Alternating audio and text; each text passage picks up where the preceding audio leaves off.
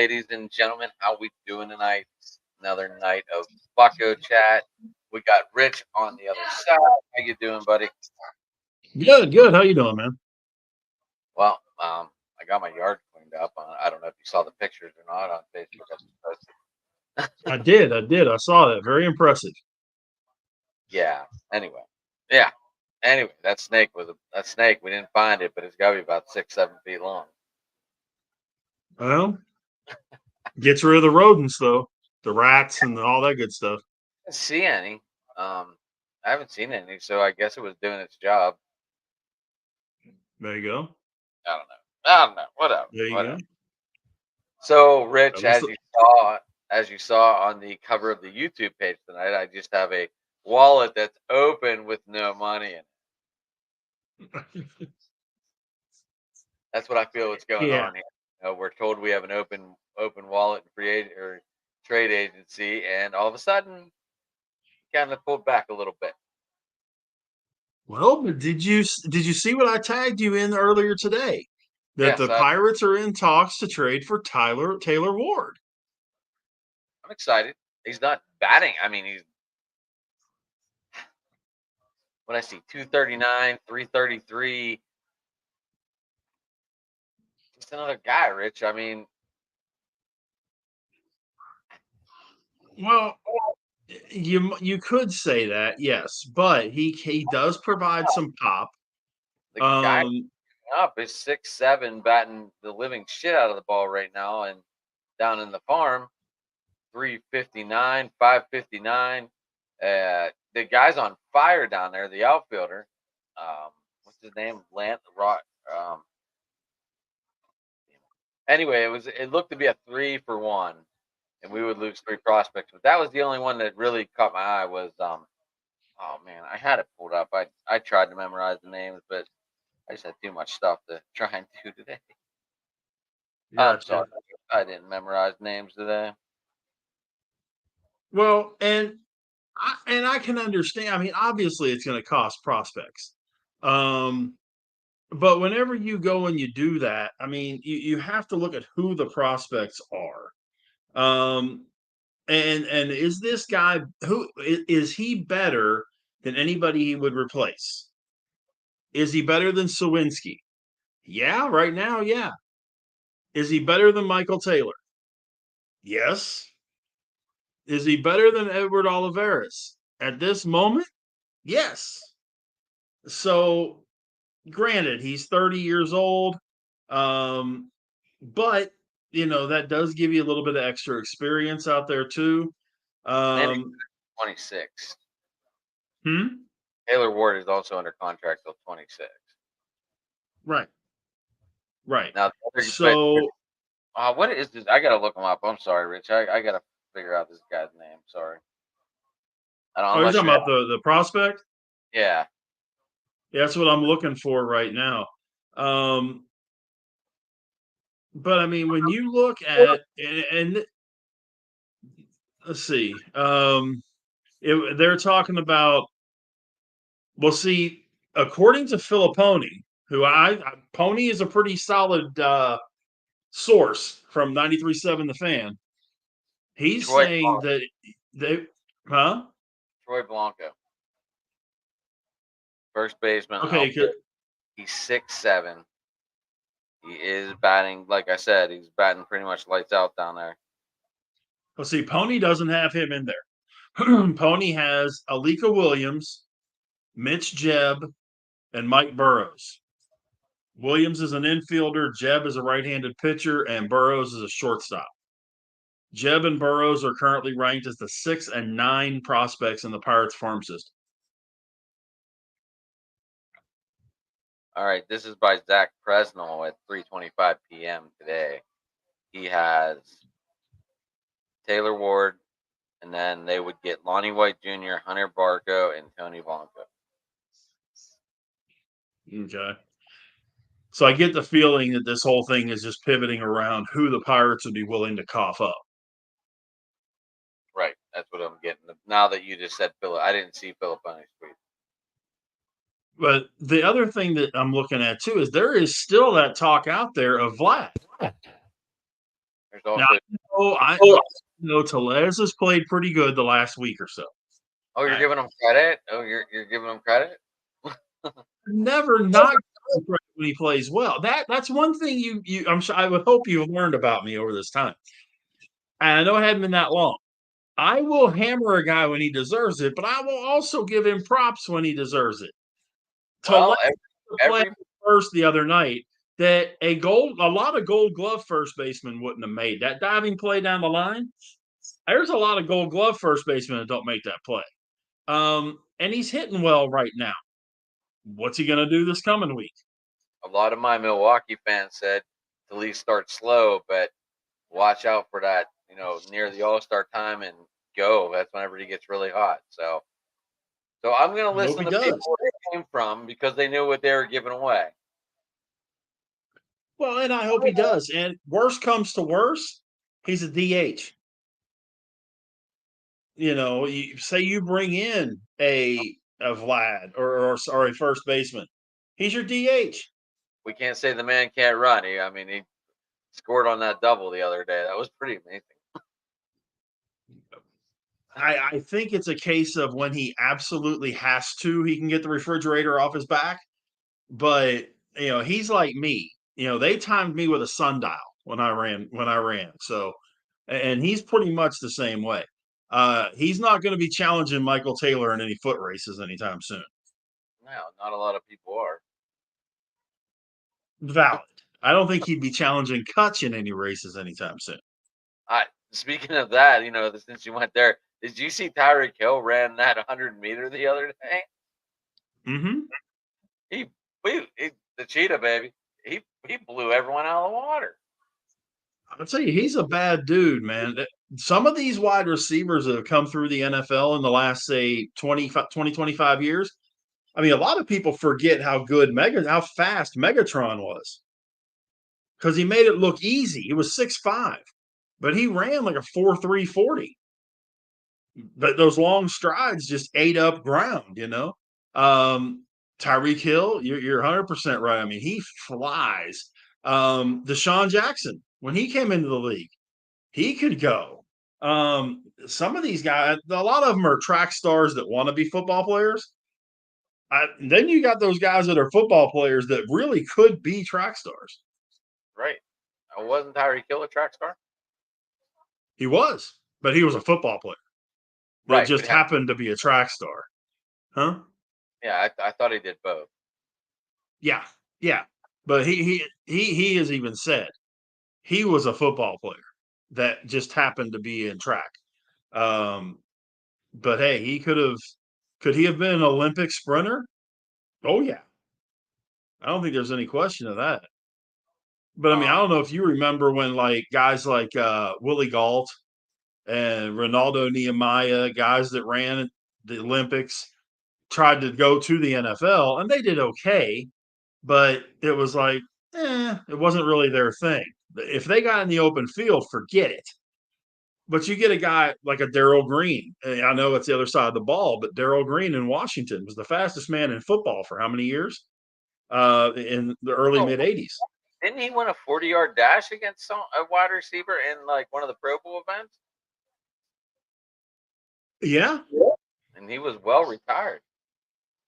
yeah. Darrell Green still to this day, and this is dependent who you want to, if you want to pay attention to who's saying this or not.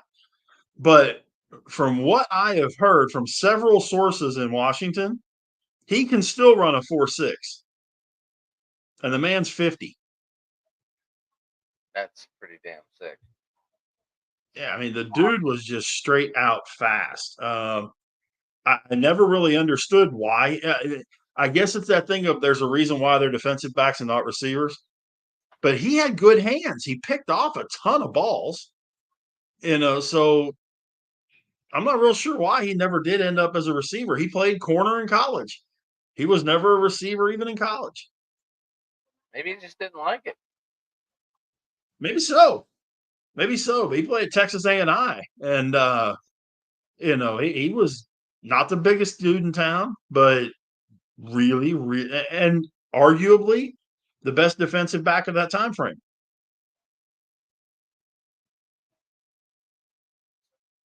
All right, let's go. All right, we got off track already, or too early for that. Hey, I mean, come on. So we, I'm a little. I got a little bit of an issue with our boys, and when I saw this, I was like, okay. Now what are we gonna, how exactly are we going to approach this now? Because Rick, you Rick, brought priest, you, real quick, huh? are you going to go over to the MLB draft? No, I was talking about Priester coming back. No, no, I meant are you going to go over? It's in Fort Worth. Oh, I would love to, but I can't. I would love to. Oh, so I you're would still in absolutely love the to. cast. Huh? You still in the cast. Yep. Got a new one put on today. That's a bummer because that's right in your backyard. It is. It really is. Um, and I got to get this thing healed up in the very near future because my birthday is first of next month, and the Rangers are home. And I don't know exactly what all's cooking with that. And then, if anything, I don't honestly know. But then the other one is the Pirates are in town the 20th, 21st, and 22nd, or 21st, 22nd, 23rd. It's a Monday, Tuesday, Wednesday. And I definitely am going to go to at least one of those. Would love to be able to. Ideally, I'd go to all three, but I know I'm not going to be able to swing that. Um, Tuesday, we got open mic sports night. do I now? I said, don't go Tuesday. We got open sports mic. Well, you never. Hey, I could be doing a correspondence report from the game. Good, you could. Uh, That last night was entertaining. I thought that was a good little needed for like the whole channel. I thought it was a good need. I thought it was fun. Yeah, I appreciate the invite. That was really cool. And I think that we've got some really cool guys across the network, and that if people haven't had a chance to check them out, they need to. You didn't even meet Joe. We didn't even meet Joe yet. That's Jamie's partner. Right? They were live right before we went on air. Oh, okay. Me and Joe. I met Joe as a Mets fan, and me and him had a conversation with Howard Johnson. Very nice. So that was cool. I miss Tom. He's my Boston boy. I still talk to him. Just couldn't do this show anymore. But me and him, his opening show was with Jeff Fry, Oh, okay. and Jeff Fry he'd say, "I'll give you a half hour." He gave us an hour and a half. Very nice. um, Very nice. yeah, I'm gonna try Well, and I bring him just back. had well, Good. I just had a chance to talk to Zach Duke's folks the other day, Oh, nice. and yeah, and he said that he was going to be back in the area next week, and they would definitely have him give me a call. So he went to school right down the street. He went to Right. school at Midway High School, which is where my girls went. I mean, it's literally not a mile from the house. Do what?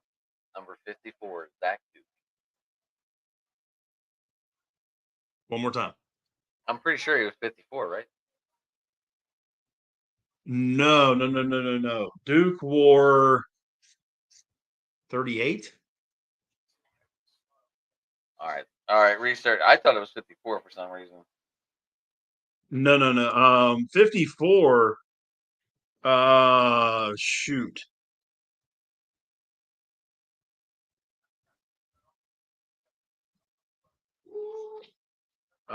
He wore. Let's see.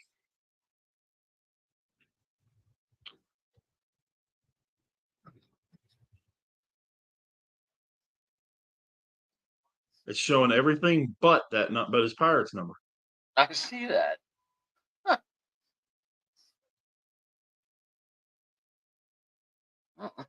That's funny. Um, Hold on. It's on his baseball reference page. I don't know why I thought it was 54.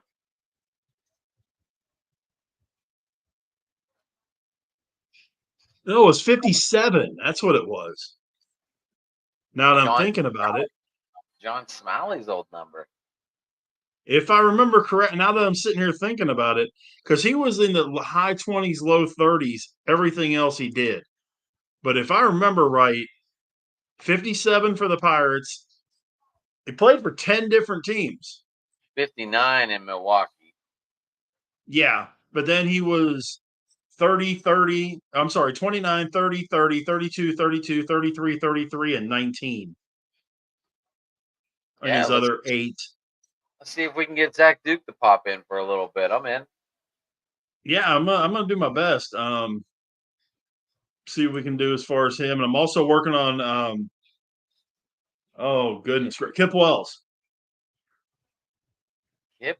He Well, went to he went to Baylor. I will find his bobblehead and have it up here for that game. I talked with the Baylor head coach when he was there. He left and he was doing some assistant coaching in Mississippi. He's back coaching one of the high school teams here in the area. His name's Steve Smith, and I'm gonna hit him up and see if I can get Kip's current contact info. Let him know what we're doing and all that. I'm sure he'll be cool with giving me the info, and then it's just a matter of getting Kip to be able to come on. Watch it be a Thursday. I will not tell you to cancel date night with the wife. But she would, Yeah. she would come flying through that screen at me faster than you know what. Well, and the other one that I'm trying to get us, and this one is kind of a dual thing, is Steve Buchel. No way. I know. Well, he does part of the pre and post game shows on Valley Sports here, and I still have contacts with him and that kind of deal from whenever I used to, believe it or not, way back in the day, deliver pizzas to the man when he played for the Rangers. So I go that far back with Steve Buchel, which makes it kind of fun too. But yeah, I got to reach out to Steve. I haven't talked to him in a few years, but I know how to get a hold of him. I just got to get a hold of him. I'd like to try and get Jose Silva on. I love just talking to Yeah, that guy. I actually knew him. Like I hung out with him. I met him. He oh, was that's cool. married. He was married to my best friend's sister. Well, there you go. There you go. So Good deal, man. I'm gonna try. I'm gonna try and get him to come on. I don't know. I think he's coaching now, from what I remember. His son told Okay. me, in Texas somewhere. Yeah, I He's mean, in. there's a couple other guys that I could give a shot to, but they just don't fit. They would fit well for a baseball talk, but not for a Pirates talk. You know what Hey, I mean? bring him in, whatever. We could switch it up. Because I mean, Jim Sundberg and he taught me how to play catcher. If that tells you anything, me and his kid play little league together, and his son Aaron and I were friends all through school and all that. And I see him all the time, and it's still Mr. Sundberg, and he's like, "Rich, I've known you 40 years. It's Jim." I'm like, No, "Sorry, it's still there- Mr. Sundberg." I get what you're saying. There's some people I still call Mister, Mrs. Yeah, That's how yeah. you know. They I have, call it you look on my Twitter picture there. It's me and a gentleman named Dave Campbell. Dave Campbell is held in the same kind of regard in Texas as Bob Prince was in Pittsburgh. If that gives you a good fair combination, okay? that. Okay. And it's Mr. Dave. It was Mr. Dave the whole time. I knew the man. He passed away here recently, and I knew the man probably close to 25 years. He went to the high school that I was doing high school football play by play for. I even had him on homecoming halftime interviews and that, and it was still Mr. Dave. And he's like, Rich, you can call me Dave. No, sir. It's a true sign of respect. I was just brought up that way. So I don't get this. the Apparently, thing that's in the comments. oh, I didn't even look at that yet. Oh, Apparently, Jamie doesn't have any videos. He uses the 30-second countdown, and Facebook is flagging it.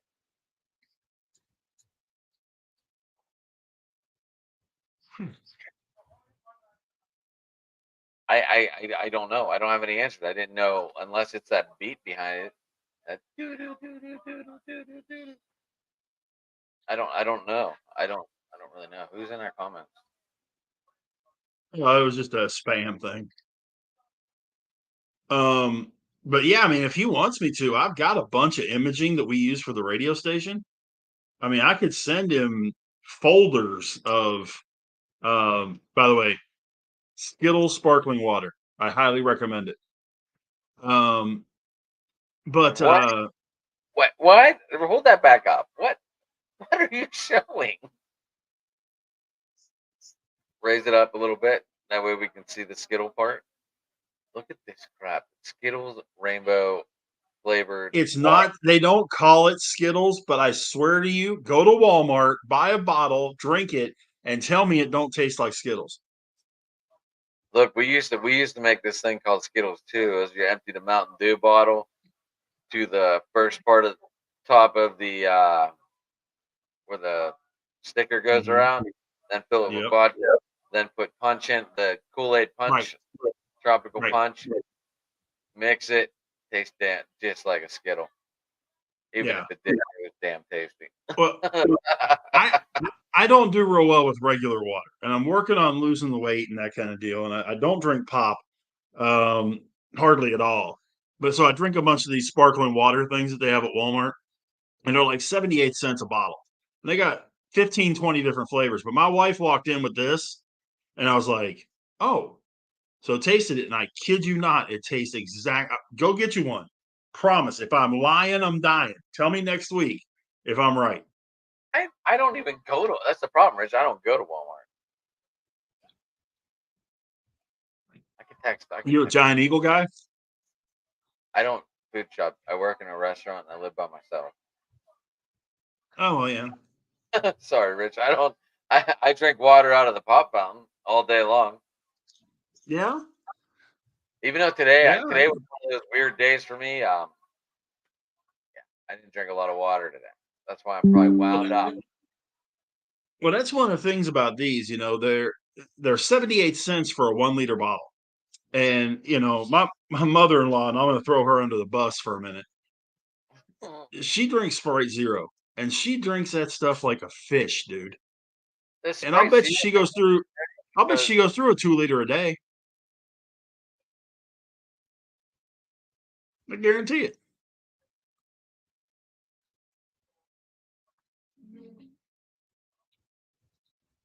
all right, Rich. I'm looking it up right now. Candid water.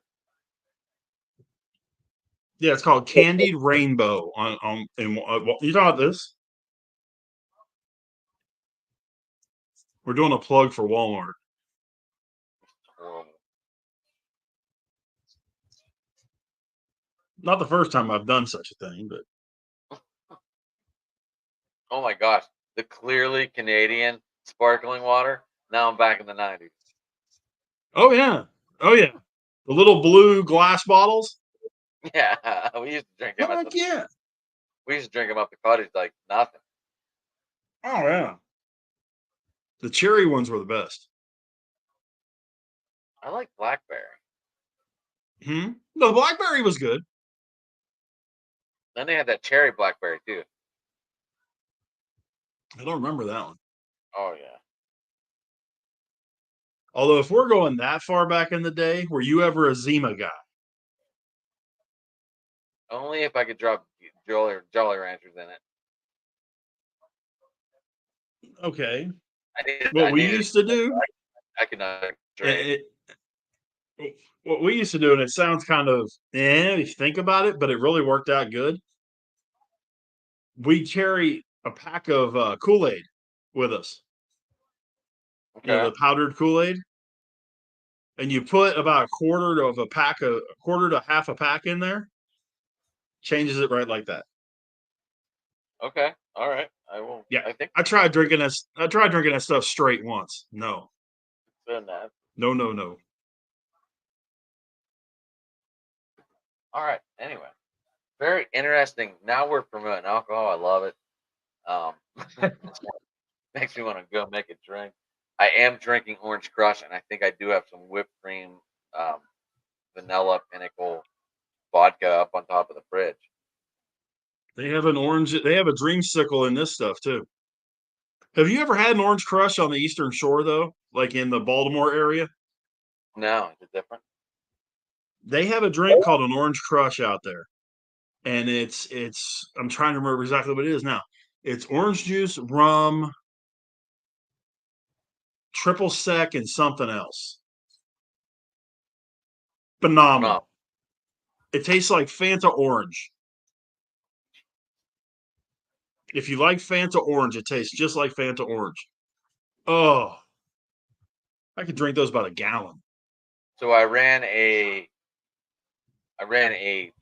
red stack against the Rockies tonight, and then Okay. I ran a little bit of a Boston stack mixed with a Corey Seager. Okay. I think I'm doing okay. I know Well, three of my I I did. know I know four of my guys, three of my guys do have a home run. India, Raffensender, the outfitter in Mm, Boston, and Stephenson. yeah. I'll take it. I'll take it. I don't know if there's guys on board, but I'll take it. Well, I mean, You, are you running anything tonight, Richard? I did a little bit. The regular, I had some in the early, the 540 games. Um, I did do a Yankees stack and a Cleveland stack. They doing you any good? Not much, not much at all. Soto didn't do anything. Judge didn't do anything. But for the night games, I got a Ranger stack against Arizona. I'm running Simeon, Seager, Langford, and then I've got Ozuna in my lineup. And Logan O'Hoppe, who last night hit two against Texas. Thank you very much. And I didn't have him in my lineup. Um, A Hoppy, and what? the F4, Get called back? huh? Didn't a Hoppy almost get robbed of that home run? Almost, yeah, but he got the home run. Right, And but didn't then he? I have the He was robbed. aforementioned Taylor Ward. He wasn't allowed. Like he almost passed the guy on the base because he thought he caught it, or was that the night before? That was the night before. But no, Oh, and to be honest with you, when they first did it, I thought Tavares came back with it. yeah, I did too. I didn't But see it when I saw that. when they showed the replay from like the bullpen, it missed his glove by that much. I mean, it wasn't much at all. And he's brought a few back this year. He's probably brought three, maybe four that he's brought back. But uh they're starting to play like they're supposed to play. You know, they're hitting the ball a little bit. Um, Jose Leclerc is still the biggest prime waste of natural resources I've seen in a long time. But all that to say, I mean, they're going to get Josh Young back. They're going to get Jacob DeGrom back. I don't understand what these people are talking about with, Rangers are going to be sellers. What? I, No, saw, I was they're going to not ask you selling. that later on, but we're here now. I Do what saw. now? I was going to ask you about that later on because I saw that earlier as I was looking up Pirate stuff, and I was like, why is it saying the Rangers are going to be sellers? What are people doing? I have no idea. I mean, they've won five in a row, Talking about the AL West, right? and you're talking about the defending champs. Right. Why are they going to be sellers when they're not even out of it? I have no idea. I mean, if they think about it this way, they close this series with the Angels, and then they have the weekend against Houston on the road, and before the All Star break. If they can win tonight, which they've got a really good shot because they got Michael Lorenzen on the hill, who has pitched extremely well, and if they keep hitting the way they're hitting, that'll work out perfect. And then if they can take 2 out of 3 from Houston, they're already going to be, they're 44 and 48 right now. If they can win 3 out of these last 4 before the break, they'll be a game under 500 going into the All-Star break. How is that a seller? How? I mean, I can't wrap my head around that. The people that are saying the Rangers are selling are probably the same people that think Houston's selling, which is also a huge pile of crap. Yeah, they're kicking ass. Are the huh? The Astros are kicking ass tonight. The Alex, Astros are good. I'm impressed they're doing what they're doing with all the pitching injuries they've got. I well, mean, they got Valdez on the hill tonight. well, they've got Urquidy is done for the year. He was done for the year early. Um, um, yeah, Christian Javier out for the year. Um, that kind of thing. They've had a lot of guys hurt on that pitching staff. Lance McCullers still hasn't come back. Um, they're throwing a lot of guys out there that you're just kind of going, who is this guy? And then they've got Verlander and Vasquez and Brown, Hunter Brown uh, in rotation is uh, he I'm sorry. stepped up. Hunter Brown has stepped up in that Houston's rotation. He has. He's a roller coaster though. Um, so that's his biggest problem is he's still going through that young thing of being a roller coaster. Right. Um, but still, I mean, if he that's one thing I don't think a lot of people lend credence to. If you have a chance to pitch, if you're a young pitcher, Hunter Brown, even a guy like Framber Valdez or Christian Javier, who are younger guys, and you get to work with a guy like Justin Verlander for a season, a couple of seasons, 3 seasons, whatever, that makes a monster difference. And that's why I think it makes a difference with the Rangers having DeGrom and Scherzer and Evaldi in there working with these younger guys like Dane Dunning and Corey Bradford and guys like that. They're helping these guys grow as players. And are they coming out of the box firing? No, but they're learning. They're learning from these experienced guys, and that's huge. That's huge, and a lot. That's why I thought getting Perez and Chapman was such a big deal for the Pirates because are they huge names? No, but they're veterans who have won. They were You huge. know, Perez was, and Chapman, everyone's heard of him. right. No. Chapman is to me borderline Hall of Fame, but yeah, Perez is a rugged veteran guy that's been a 3 his whole career. Even though he was listed as the ace for a while for the Rangers, if that tells you how bad they were.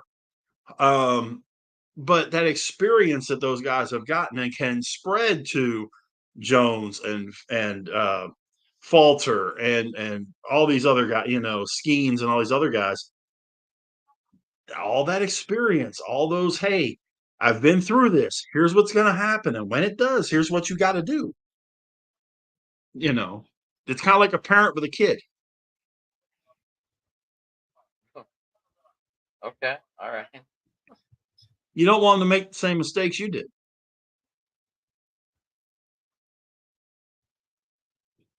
Speaking of kids, Rich, what are these Pirates going to do in the draft here? Man, what are they going to do, or what do I want them to do? Let's look at it from that standpoint. Um, I mean, from everything that I've seen, mock draft wise and things of that nature, I'm seeing a lot of people that have got the Pirates taking Tibbs out of Florida State. I think that's a good pick. I think it's a solid pick. By the way, I think you're frozen. Oh, okay. Now you're good. But the Tibbs kid from Florida State is a good ball player. They're talking about also if they go high school. I don't think they need to go high school. You know, there's too many variables if you're Talking taking a kid from high school. You talking know, about But the other one that I've been really looking at, and this is the one I think they should take, is Christian Moore out of Tennessee.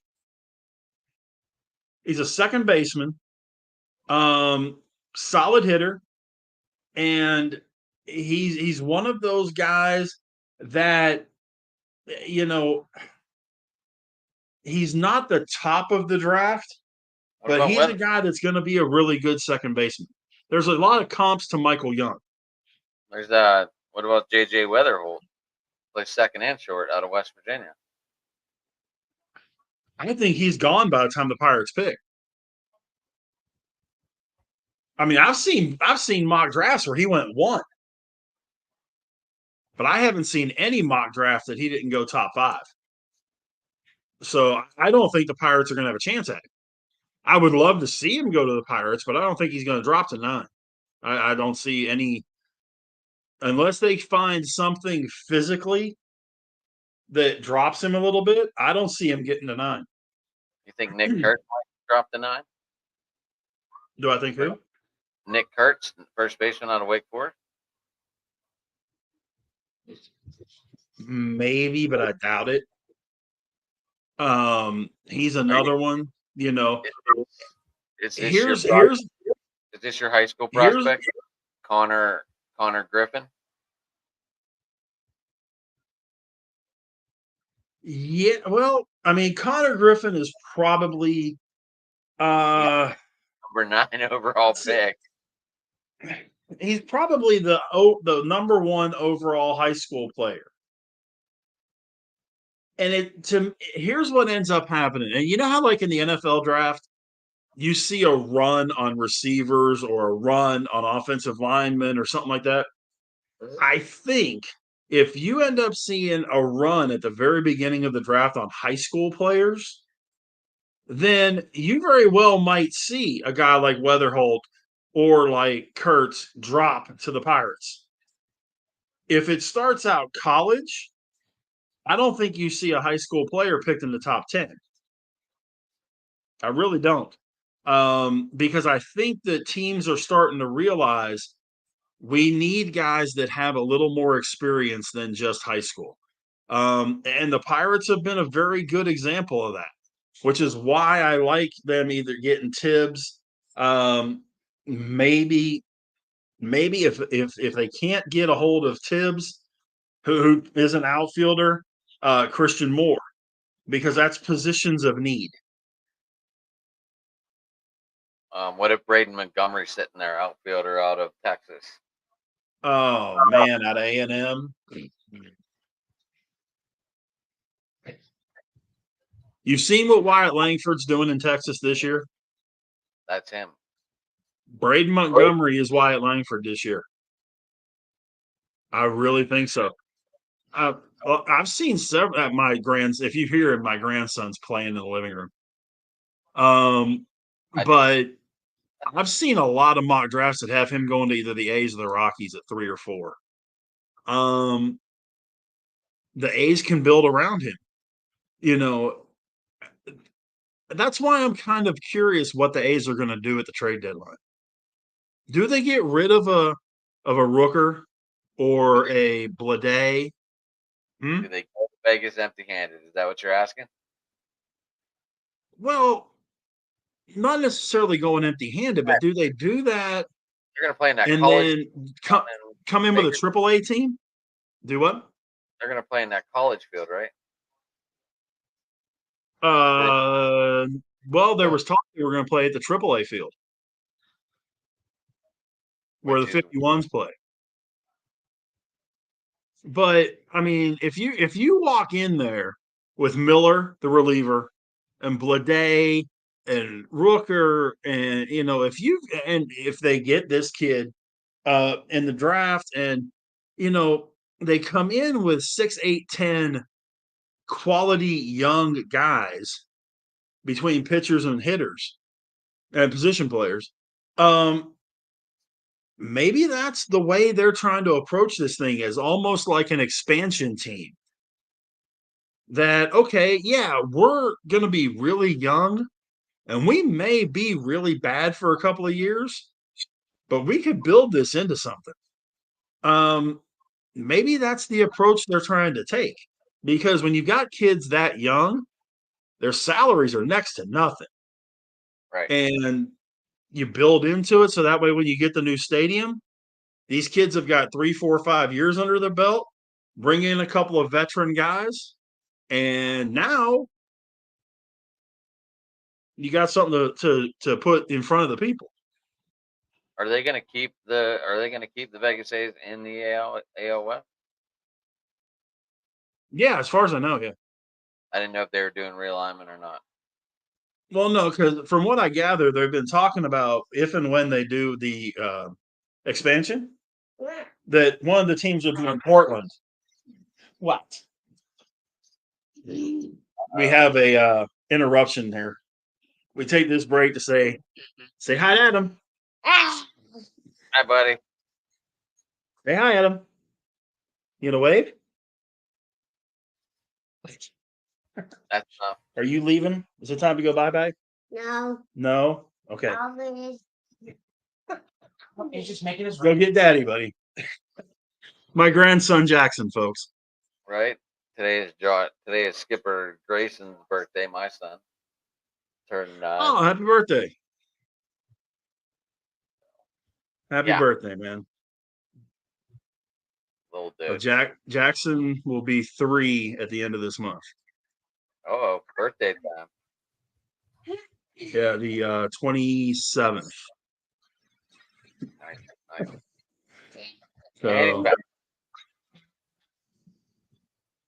we're turning him into a baseball guy. Good. to do. I'm already an umpire. Huh? Turn him into an announcer. Maybe he'll know it'd be better. Come on. I'm working on him doing that. You know, I'm trying to turn. You know, he enjoy it. He'll see. He sees because his dad umpires. We'll be watching the ball game and he sees an umpire and he goes, "Dad." Okay, he understands it. Yeah, yeah. He you know, he's getting there and he can hit. He can hit it off the tee. In Good fact, he about start. took Dad's head. He about took Dad's head off with a wiffle ball the other night. So that was fun. All right, I like it. So, but yeah, I mean, There's- this draft is the MLB draft in general is once you get past the first round is a real crapshoot. yeah, But you got like man, 80 rounds. It's so boring. yeah, yeah, and they're going to televise a chunk of it, and I'm just sitting here going, why? Seriously, you're Is it going really to be going to do this? on the MLB Network? Yeah, yeah, Well, and you got to do something on that off day, I guess, from the All Star break. yeah, and I hate that Wednesday and Thursday after the All-Star game. I So hate boring. those days. So there's no basketball. There's no baseball. I mean, possible hockey talk. Like, They're the only 2 days of the year that there is no major professional sport taking place. oh, well, there might be WNBA. I said major professional sport. Right. Caitlin Clark is turning WNBA upside down. We could I save it for still would have I would still have to say WNBA is not in the top 8 major sports. You really sit there and look at it. Caitlin Clark's kind of saved it for me a little bit. She's made it entertaining to look at. She has, and so, and give the devil her due. Angel Reese is doing the same thing. Right, right. And now all of a sudden these other girls are starting to respect Caitlin Clark a little bit more. And it's like, okay, what is going on here? Mm-hmm. Yeah, I mean, and this whole discussion that well, we should be getting paid like the guys do. No, you shouldn't. Sorry, ladies, if you're mad at me for saying that, sorry. When they start generating the kind of revenue that the NBA does, then you can go talk to them about, uh, making that kind of money. There's Right, this thing called the Caitlin Clark effect, like you were talking about. Attendance in Caitlin Clark games compared to non-Caitlin Clark games is 3 to 1. right. Huge difference. Huge. Yeah. So, I mean, until and unless they start drawing 10, 12,000 every night, every game, Like you know, Dan Rossi, Sue Bird, they were good, but Caitlin Clark's just good.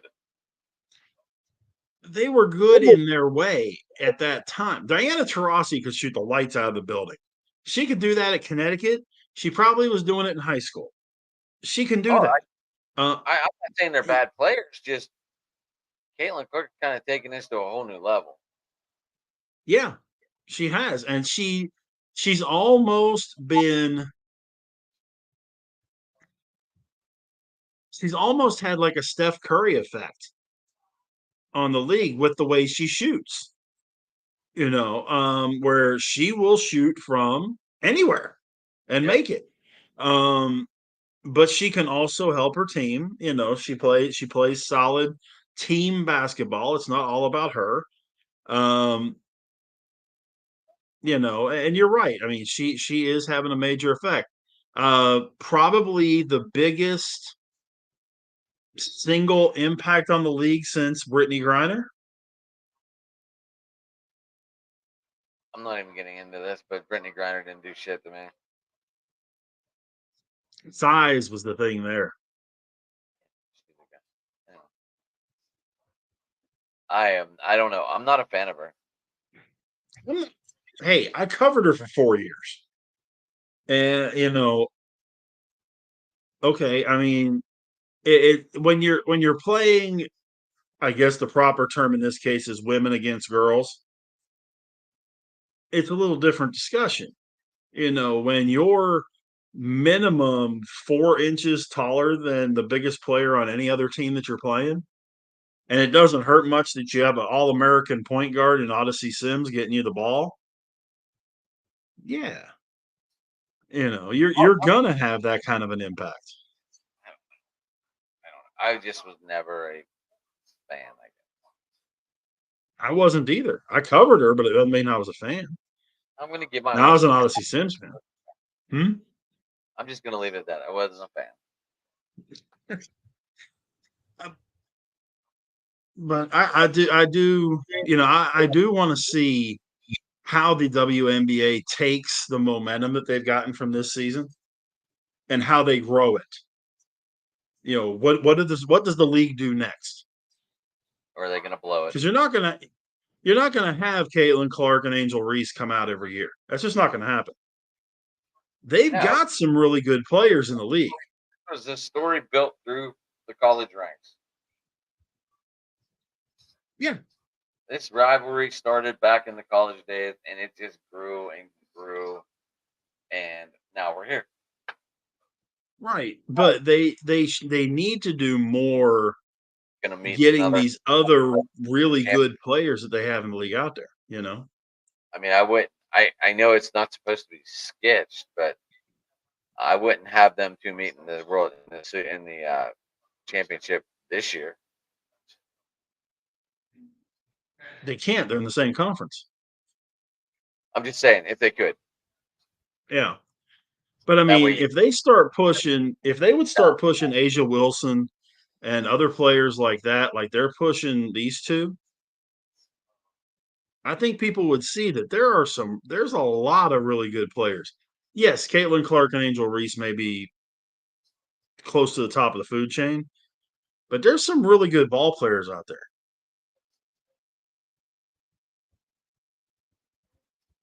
unfortunately, Kate Clark is like whoever she's playing against. That's all I really watch.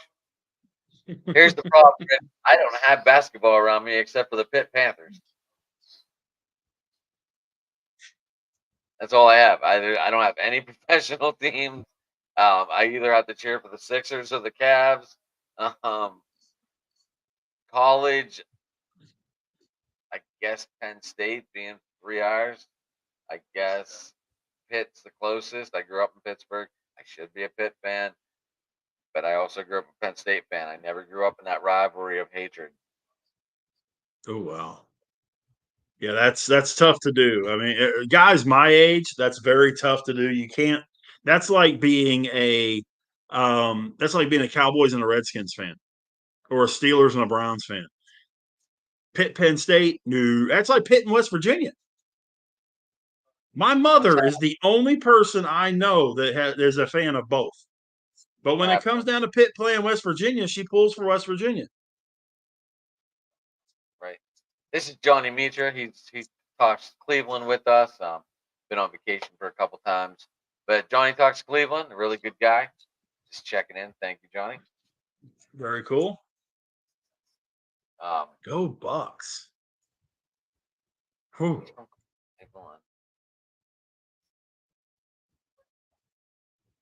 He's a Guardians fan. I can't help it.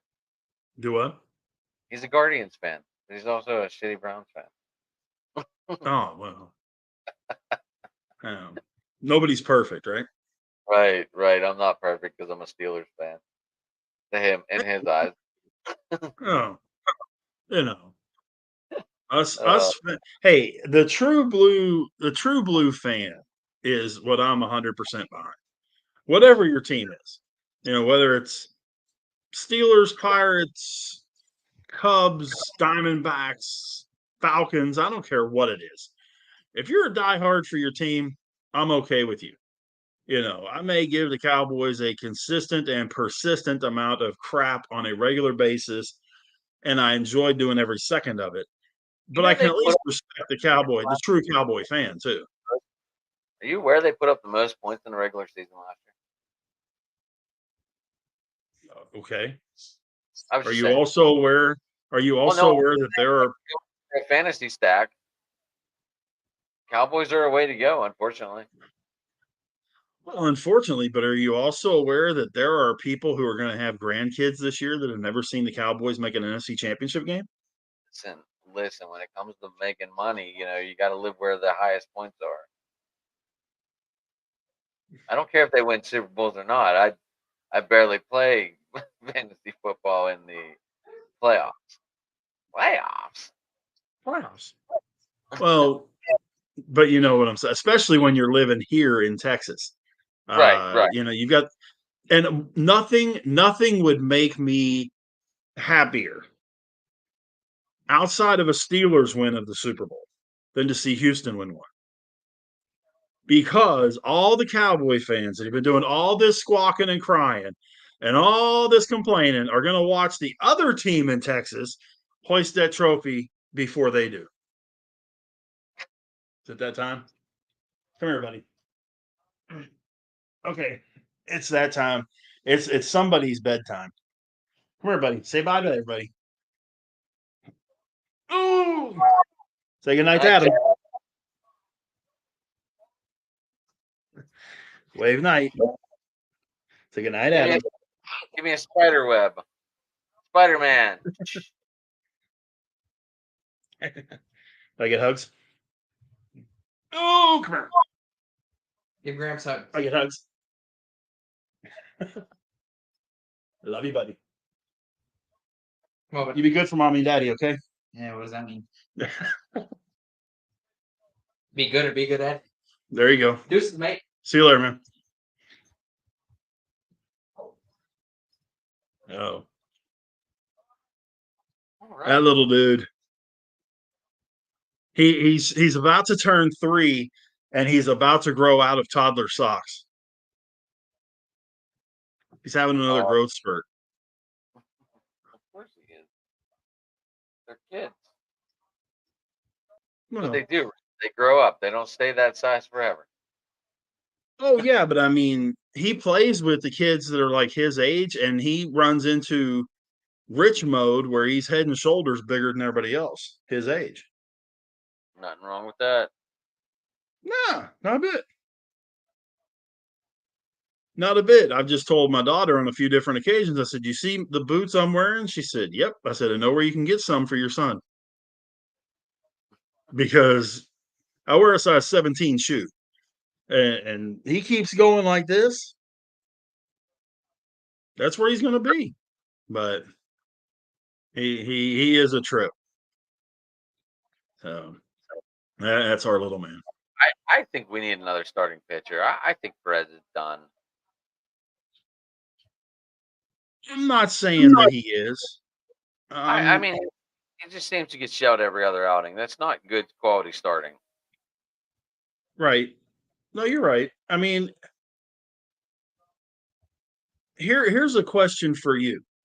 5 Do you innings today, think 2/3. do you do you 9 think innings, Priester is a major league starter? he was a major league starter. There's got to be a time where you realize, okay, maybe it's time to go as a reliever, get a couple innings in. I mean, he's 38 years old. Oh, He Perez, ain't, you mean? Yeah. he ain't Max Scherzer. He ain't Justin Verlander. Maybe it's time. Maybe it's time for someone to figure out a different role for this guy. Right. No. I'm talking about Priester. Oh, well, Do you think that Quinn Priester is a legit major league starting pitcher? gotta be better than Perez. Right, but what I'm saying is if you're going into a pennant race, No, I'm using are you Jones. okay with him as your 5? I'm using Jones skins and geez, I just said his name. Keller. Yeah, and we got to get Jones healthy again. Are we going on 3 days rest? Maybe. Well, I mean, in the playoffs, you could legitimately go 4-man rotation. And with how many That days rest people get nowadays, Yeah. the So first I series is mean, usually 3. The first series is usually 1, 2, 3. Then they start. Then they do usually one and off one. Then they travel day. yeah, Then 2 travel day, 2 travel day, yeah, or 3 travel day, and then 2, yeah. Um, could you do a 4-man rotation? Yeah, I agree with you though. I think we need another pitcher. Skeens, Jones, Keller, okay, but I who are you just gonna feel get? I just feel we need another. Maybe it's time to put Perez in that pen. Let him go. Let him be that 6th inning guy. Let him be that. Maybe it's Well, and I heard something, and of course the Rangers are going to get Jacob DeGrom back, um, end of July, 1st of August. Here's my question though: when you get him, okay, that means that you have John Gray, Andrew Haney, Dane Dunning, and Mike Lorenzen for one starting spot. Do the Pirates look at one of these guys and say, "Hey, we'll take Andrew Haney or we'll take Dane Dunning off your hands"? Guys that have or started in the past, but or do the Rangers go to a 6-man rotation? no. Well, but they could. Well, they could even with losing one of those guys because you're coming out with DeGrom and Scherzer and Nathan Eovaldi as your front 3.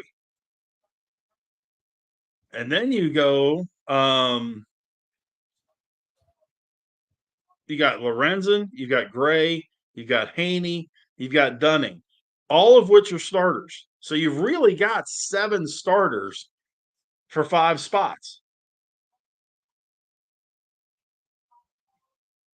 So, I mean, realistically, they could dump one of those guys.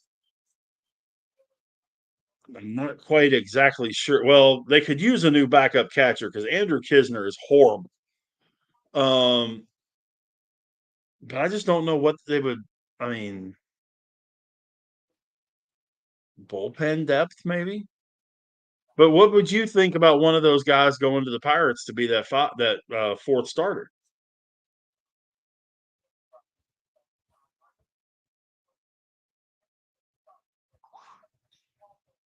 I don't.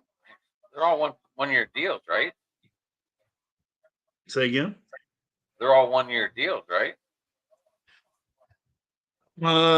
Gray is.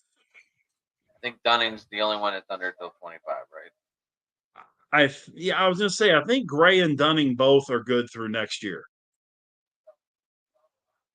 I mean, they would if I fit with remember. looking for to get 2 years and a full extra year out of it, and not just be that rental player. Yeah, yeah, Yeah. because I can't see if I remember, I hmm? can't see the Rangers getting rid of Dunning. I He's would been think he'd be the one they'd hang on to. he's been lights on lately. And say again.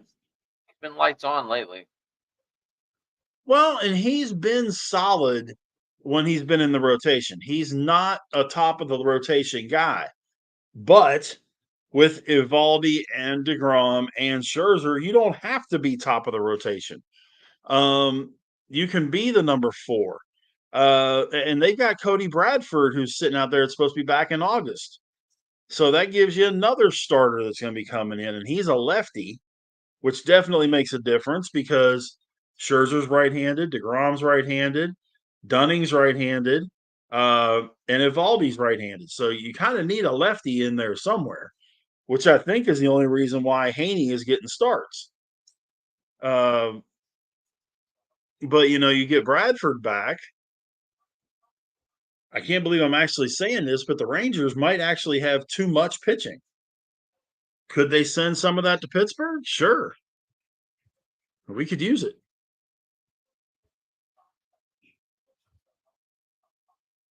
Boy, did you see the Reds have a guy pitching tonight named Buck Farmer? Mm-hmm.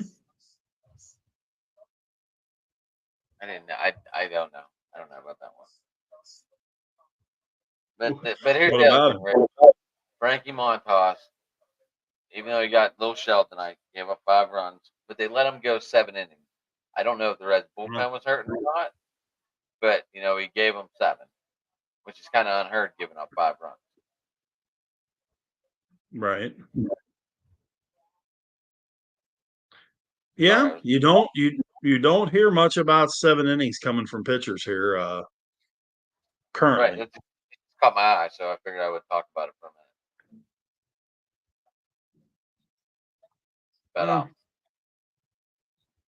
do you maybe think there's any time this year that we're going to see either Skeens or Jones get extended that far consistently? get extended. Well, yeah, because it seems like Skeens is good for 6, and then you know it's it's about time to get him out of there. Same thing with Jones. Um, Keller is a whole different category. But I'm just curious, especially with them trying to limit the innings and all that kind of stuff. Do you think that we see those guys go any further than 6 this year?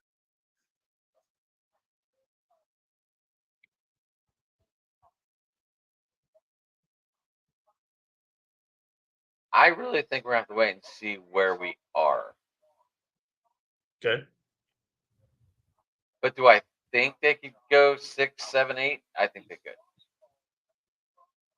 I just Oh, think I they should. definitely. I just think if they've not given up any runs, I feel they should still be in there to try and hold it. Yeah. Oh, and I mean, I'm that's with you. I think they can. I mean, Skeens was going 9 last year in college. right. You know. Right. Um, but I hope they do. I'd like to see it because I imagine I do. they're on rookie contracts, where I don't recall seeing any bonuses for schemes. If we get innings pitches, or I didn't see any bonuses like that, unless I missed it. But I don't think he has anything in his contract that would hold them back from opening up the paybook. Yeah, I don't think that you see that very often in a rookie contract, or that they're you pitch 200 innings, you get X amount of dollars. I don't think you usually see that very often in a rookie deal, but it'll be interesting to see. I don't even think You know schemes that innings if we let him go 9 for the next 20 or 14 starts, right? No, I don't think we could either. Well, I don't know. I mean, he's got what's he got right now? Because I think he's like 60 some. Is that right? Pitching. Like, uh, Paul Skeens. 70 innings, maybe 71. Paul Skeens 59.1. So, you know, could So what are we looking at? maybe Another 100, 12, maybe 150. maybe 12 more starts, realistically. Well, yeah. Yeah. So 125 maybe? 125, 130? Right. If you get 12 more, the 12 to 14 more starts, 6 innings plus, that's what? Six and four. 70 or 80 innings Right. So we're looking at what? 140 maybe? at the top. Probably closer to 125. Right. Top. Right. But for his rookie season and considering the fact that he didn't come up until mid-May, And I thought he should have been there the whole season. I've talked about this.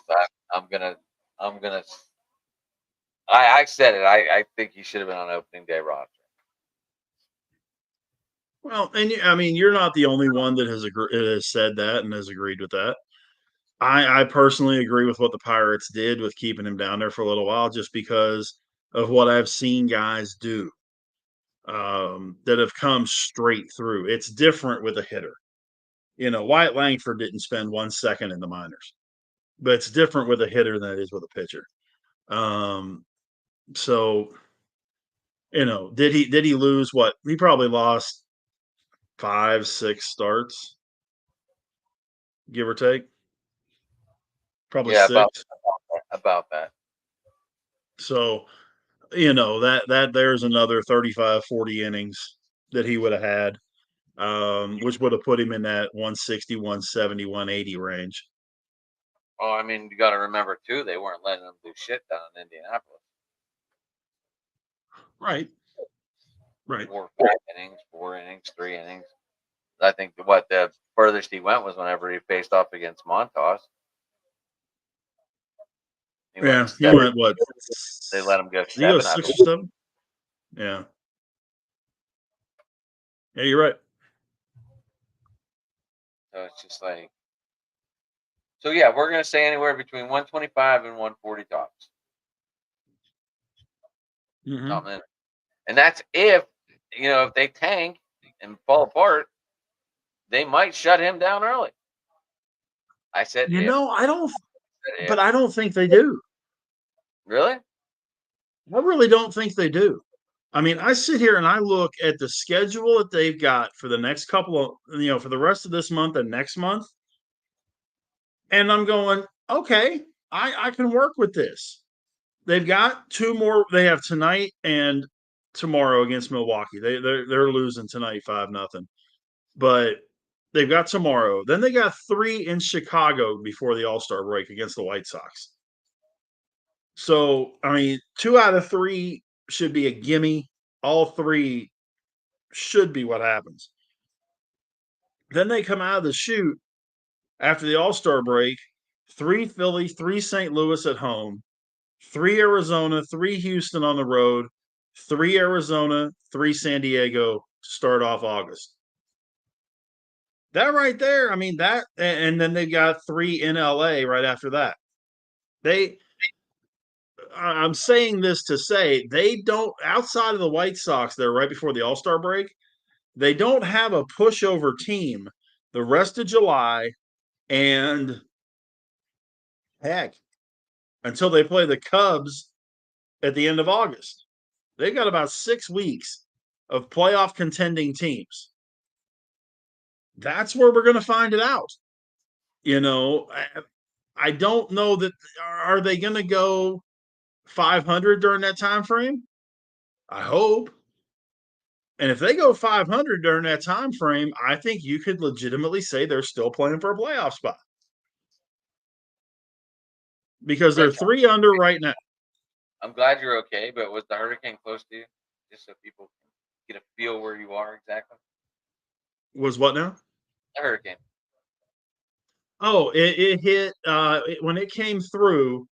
It was about the big part of it was about 45 miles east of where we're at.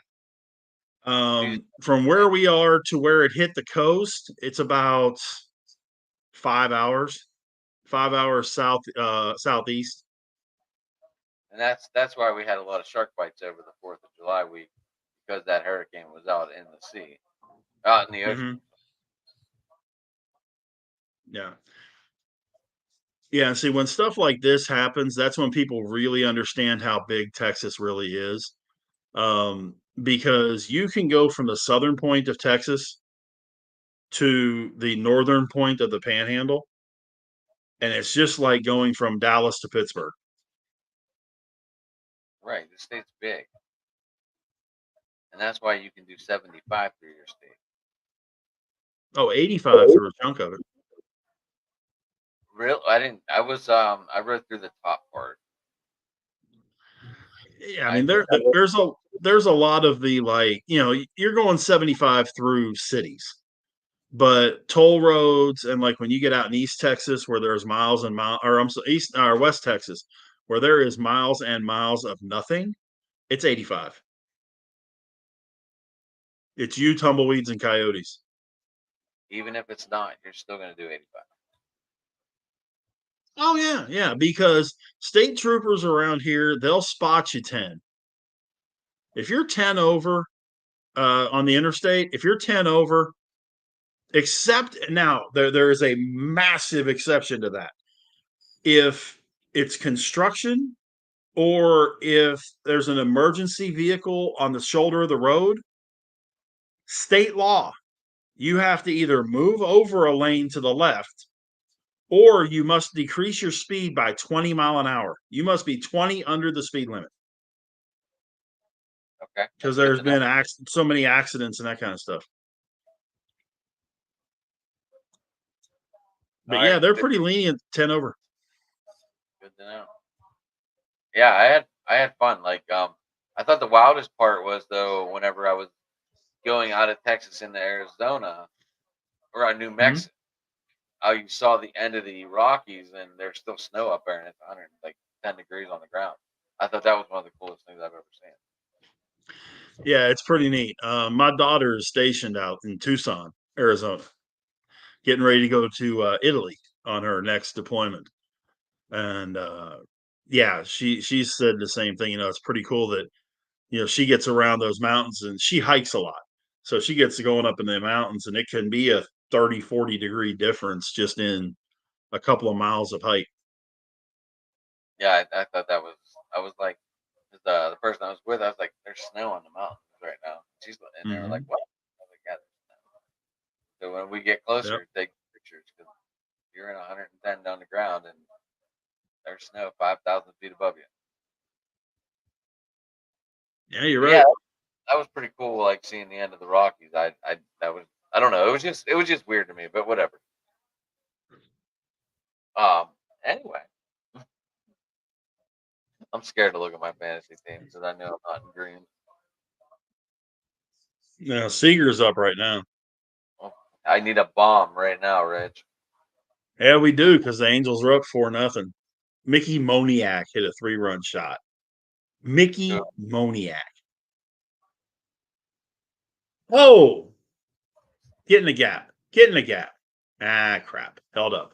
Okay. F9 for Seager.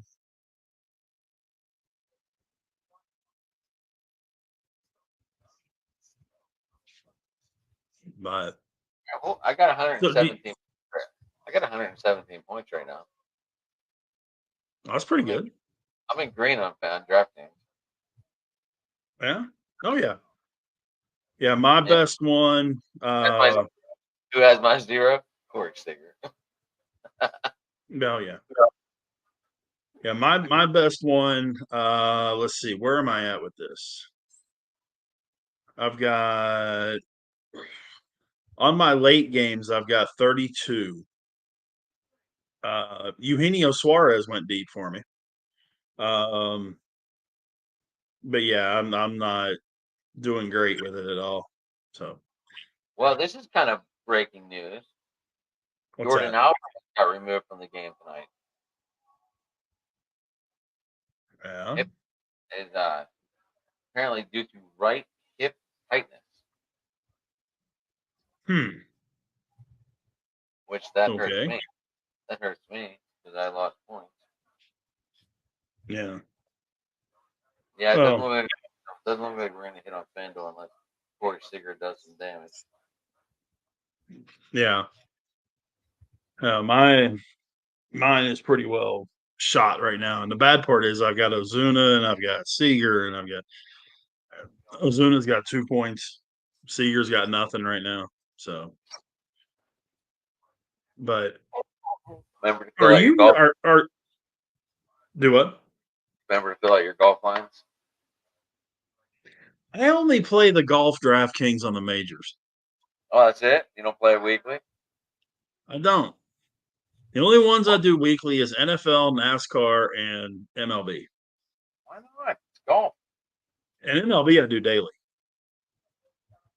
But yeah, I don't. I do golf for the majors, and that's it. So next week will be Rich's. We can call it Rich's golf scores. Right? Isn't the major next? Isn't the major next Sunday? Next Yeah, week? that's right. We got the U.S. Open next week, don't we? Or I the think so. British Open. I'm sorry. Is it the U.S. or the British?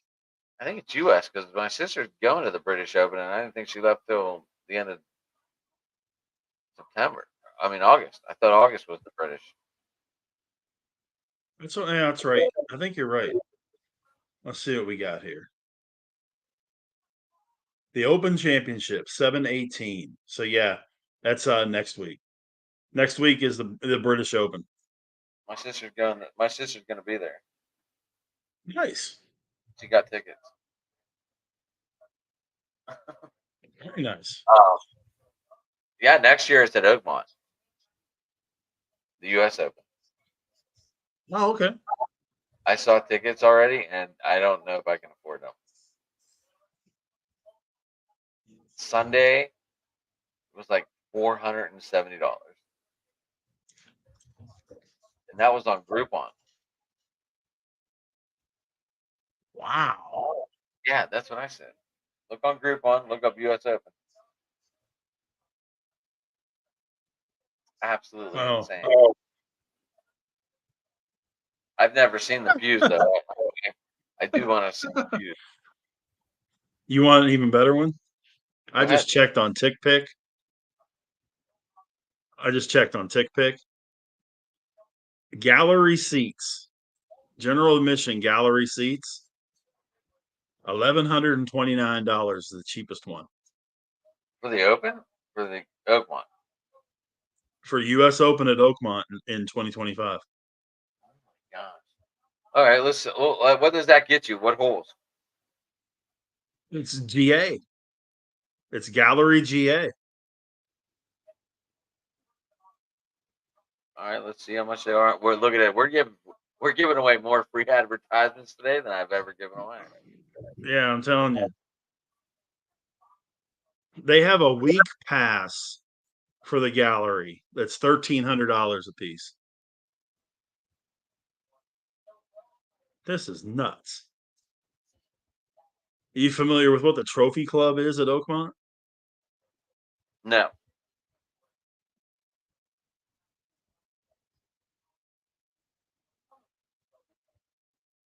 $2,404 a piece for the Trophy Club.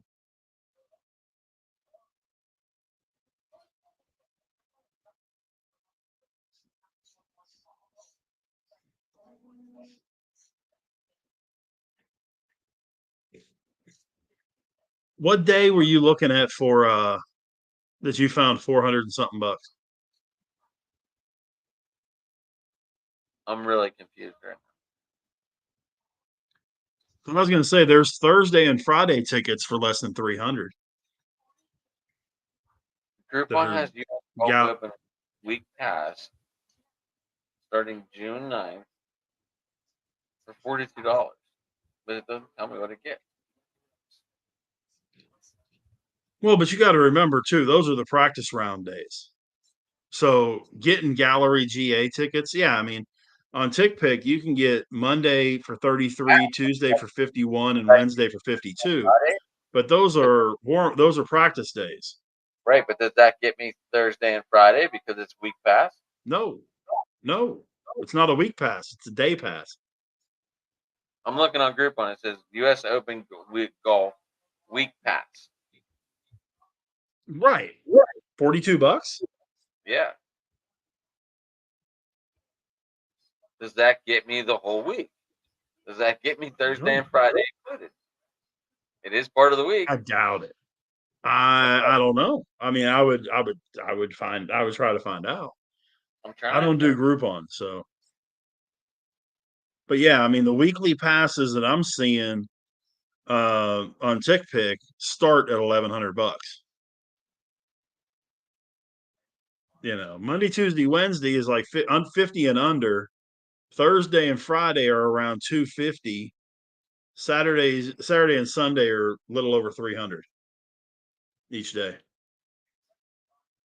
You're still looking at $1,000 week if you want to go to all 4 rounds.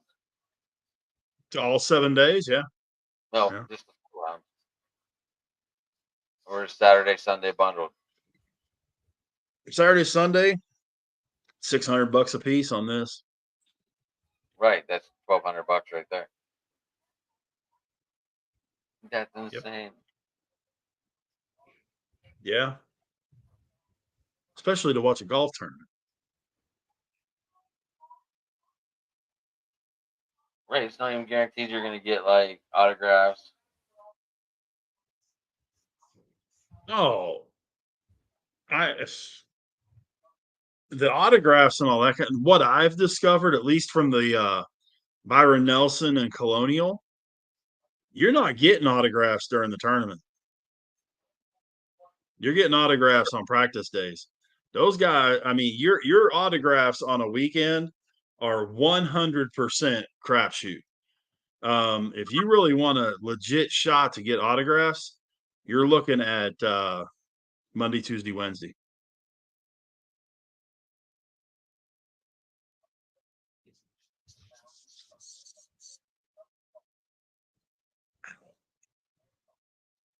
I'm not President Rich. I'm just trying to find out if Group One's got any different tickets for the Open.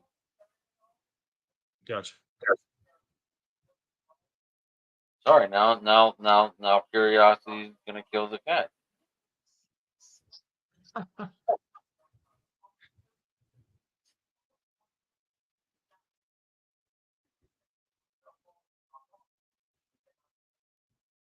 Yeah, I have no idea.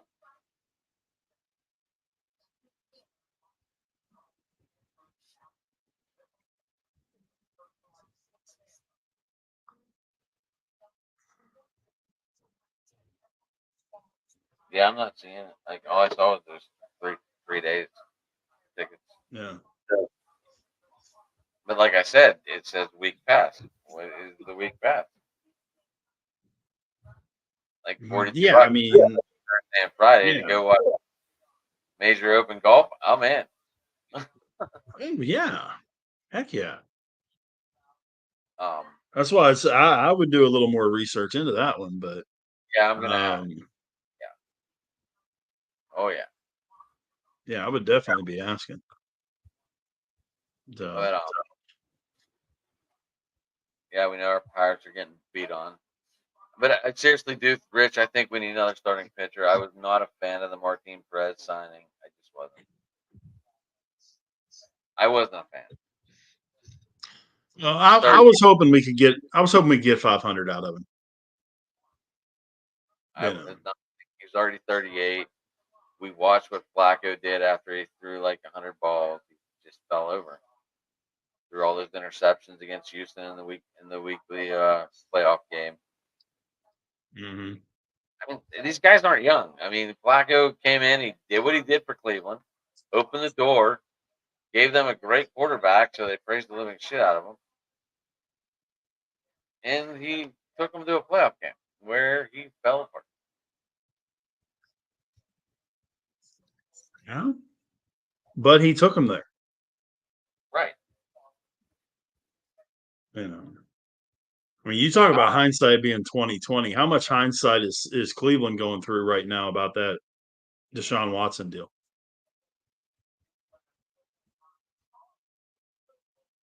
It's the guy they wanted.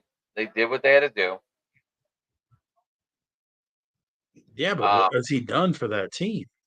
Nothing. And he wasn't going to do anything.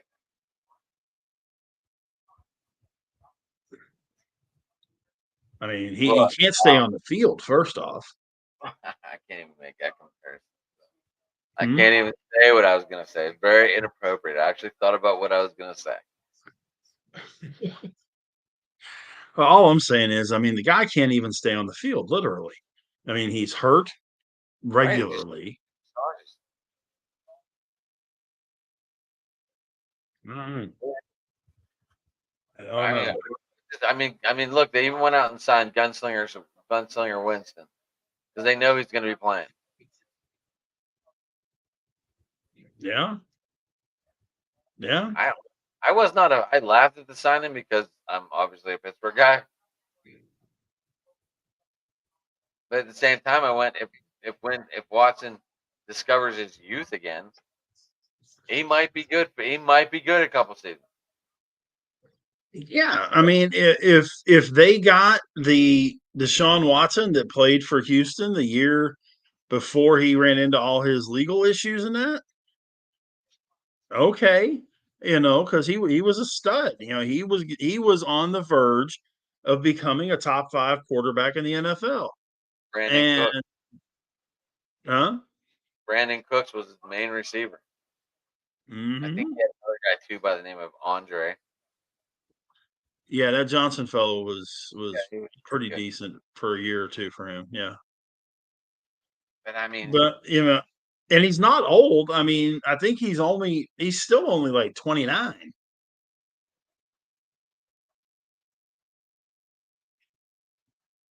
I don't think Deshaun Watson's 30 yet. 28. He'll be 29 September 14th. right? He might not. Granted, Cleveland is not the spot where you want to be as a QB. Unfortunately, they rotate them as much as they rotate massage part of it. Yeah. All right, that was my joke. Yeah, Cleveland is just that's where quarterbacks go to die or just not succeed, one or the other, Right. or both. Since Kozar, or yeah, Kozar. I like Bernie. Oh, I thought Bernie was fine, but he's the last consistent good quarterback, long-term quarterback that they've had, and that That was that's even 40 if you years can ago. still Cleveland, Hmm?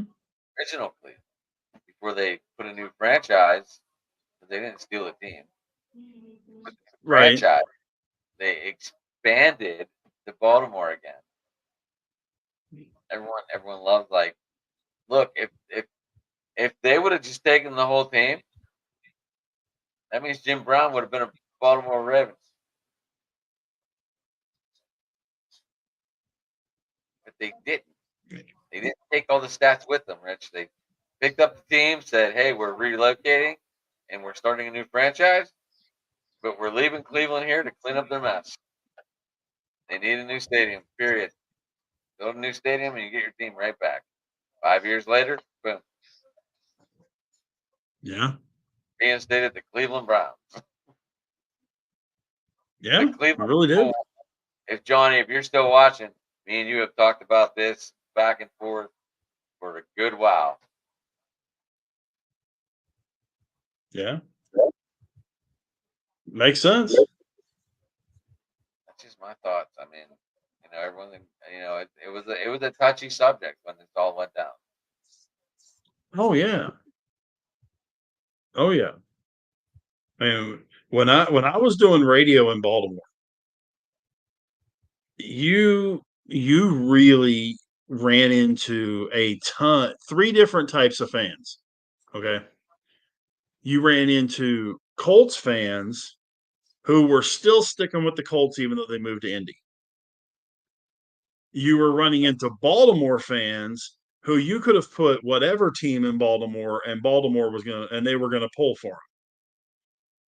And then you had Browns fans who were mad about the move and wanted the team in Cleveland to come back. They were completely 100% piss on the Ravens. They don't exist in our eyes, and we're ready for this new team to come in. You had one of those three. There was no gray area at all with those people in Baltimore. Not a drop. You're forgetting the ones that just said "fuck it all" and we're going to Pittsburgh. Well, okay, yeah. There's a lot that came to Pittsburgh and never went back. Well, you're right. Yeah. I mean, you know, you don't have a football team for 5 years. You got to pick up your bags and do something. Oh, definitely. Yeah. Yeah, there's no Now, question about that. one of those people that were like, "Fuck the Ravens, go Steelers," and you're a Browns fan. You're sitting there going, "Did I just say that? Did I really just say that?" And then all of a sudden, you start watching the Steelers, and all of a sudden, I mean, they weren't the greatest. What? That was the end of the Brister, start of the Cordell year, right? Yeah. Something in Yeah. that era, in that range, I believe. Maybe the Yeah. Neil O'Donnell era ended, and then the Cordell started, and then it went to Tommy Maddox. Ugh. Right, and then we got Ben. Yeah. Okay, can I throw something out there for everybody to just either blast me or agree with me on? Yeah, everyone's welcome. Rich, you might be getting comments on your Facebook page. You might want to look. You do have. I don't okay. I don't honestly have a dog in the hunt outside of this, but the three worst quarterbacks in the history of the Pittsburgh Steelers, in any particular order, I really don't care. Tommy Maddox, Bobby Brister, Neil O'Donnell.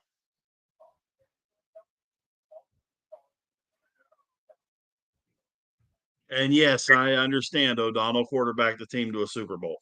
He didn't take that team to the Super Bowl. That's just like saying that Look, McMahon took the '85 Bears to the Super Bowl. Neil O'Donnell is the Cowboys' favorite quarterback. All right, He's the second best player the Cowboys ever had, right behind Larry Brown.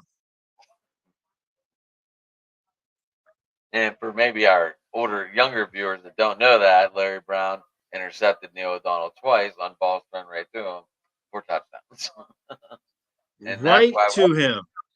I mean, between the 2 and the 4. Oh man, don't even. Kind of like it's like the Rich Gannon when he threw it right to Dexter Jackson twice.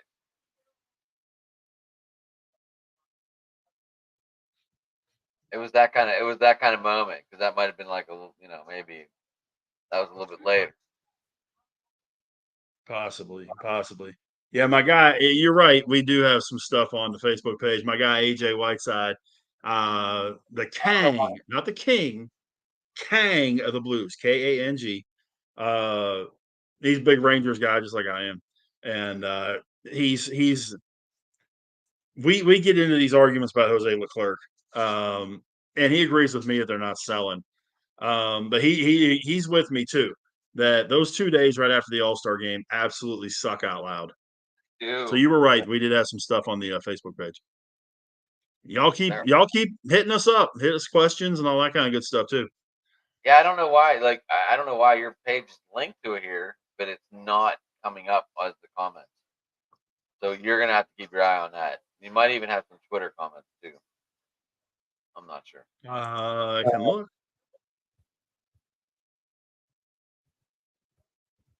I wrote the StreamYard yesterday before we did our open mic, which I really like that, Rich. I really think that that's gonna take off.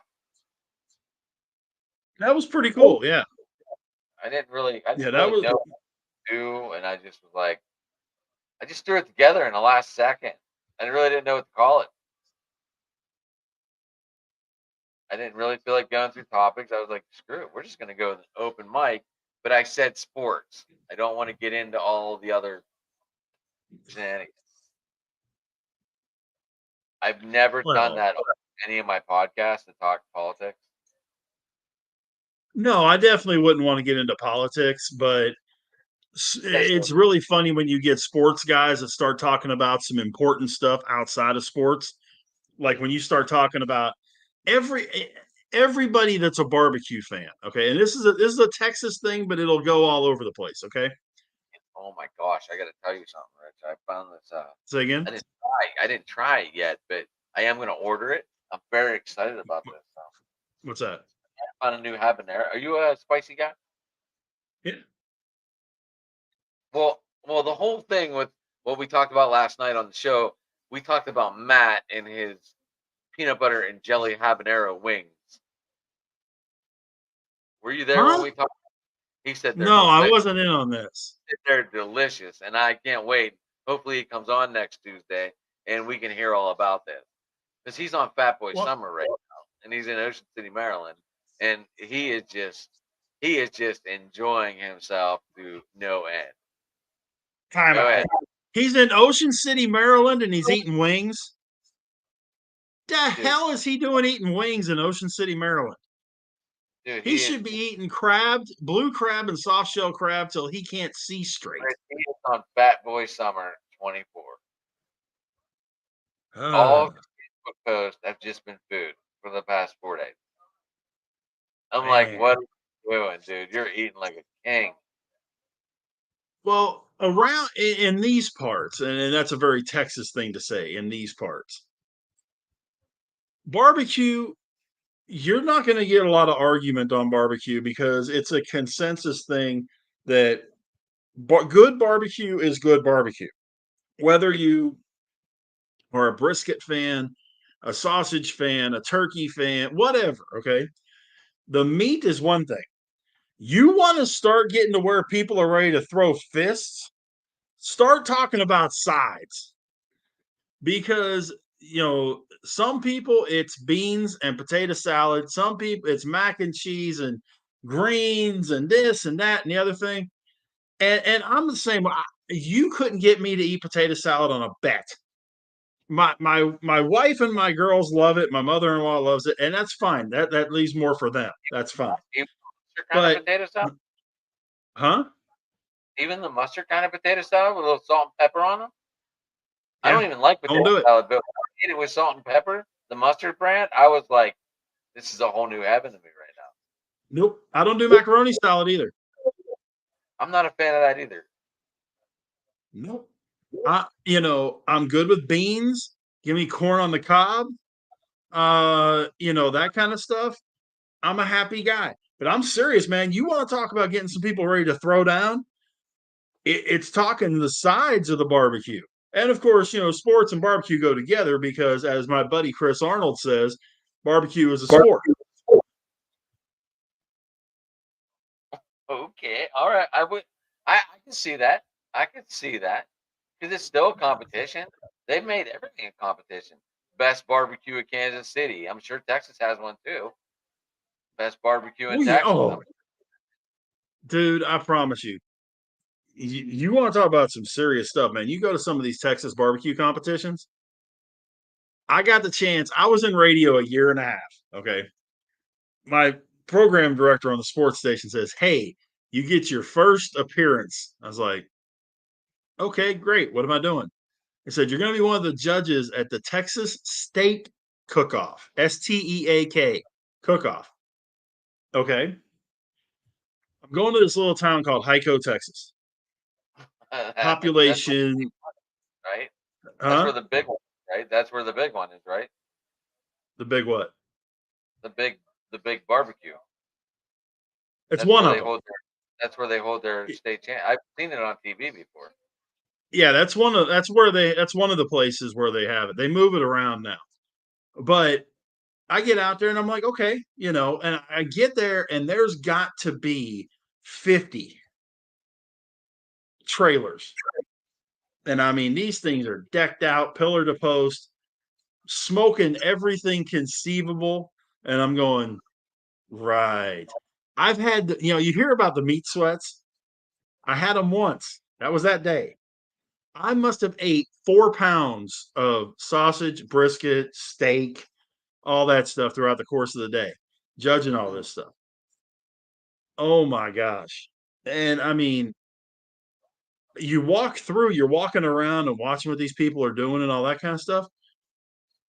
Dude, you would have thought they were working on a nuclear reactor. I'm watching these people with like when they're putting things onto different, they're taking it with tweezers and putting the stuff on. And I'm going, God, basters and all this. I'm watching this stuff and just completely blown away. Then we got into the judging room. And it was nuts. And those guys are dead serious. It is just 100%. They talk barbecue and nothing else. And it was crazy, the competition and all this. There was me and a couple other guys that I knew from Waco that were there. And we're all looking at each other like, what in the world is going on here? Now you gotta try to But remember. Now you gotta try to remember which ones are good, which ones are bad. do I know? Well, my buddy Chris, who's a big Angels fan, Rich, has just chimed in. Uh-oh. Raleigh Chris, he wants to know what we think of the Pirates on the Angels Taylor Ward. Obviously, he's tuning in a little late, but because we talked about this right off the bat. But Chris, we talked about it earlier. Um, I feel the Pirates might be giving up too much, but it's what they're looking for in a deal up until 26. Only because of Blanco, um, 6'7" prospect, but he's a shortstop, Rich. That's why they're not afraid to give him up because they think Cruz is going to be the answer for the next God knows how many years. And I think he is. You're hearing all this. You're hearing all these different people thrown out there from different sources and all that. I think simply because they don't know who realistically it's going to cost them to get Ward. Um, but yeah, I mean, would I like to see Taylor Ward in black and gold? Absolutely. So, Chris, Would you he be an being in, upgrade on what we have? Yes. Huh? with Chris being in Los Angeles, type out what you're hearing as far as what you think you're getting in return for him. That way we can get an LA feel. Yeah, definitely. Definitely. But Rich, back and to this seasoning real quick. It's called Terrapin Ridge Farm. okay. They have a July 30 coupon right now. You get 30% off your first order. Um, they have a hot habanero bacon sauce. Hot habanero bacon. Yeah. They also have a hot peach raspberry like jam. Like I said, I found this all. Okay. I was Hmm. By they the have way, an Sigurd. Yeah. they have an amber ale pineapple. Hmm. Okay. They have a blueberry bourbon jam. Oh, that's a winner right there for me. Blueberry anything. I'm there. I They mean, have chocolate they dips, have blueberries, you know. Huh? they have I guess they have two different bottles, the 950 or the 495. Well, Yeah, see, I think I'm a blueberry guy and I'm a bourbon guy, so that's got to be a good combination right there. right. They have a cranberry relish. Huh. It might be good at Thanksgiving. Yeah, I'd be really interested to find out what all's in it, but yeah, you're right. But yeah, Terrapin Ridge Farms, Rich. Check them out. We'll have to do that. Cranberry relish. Okay.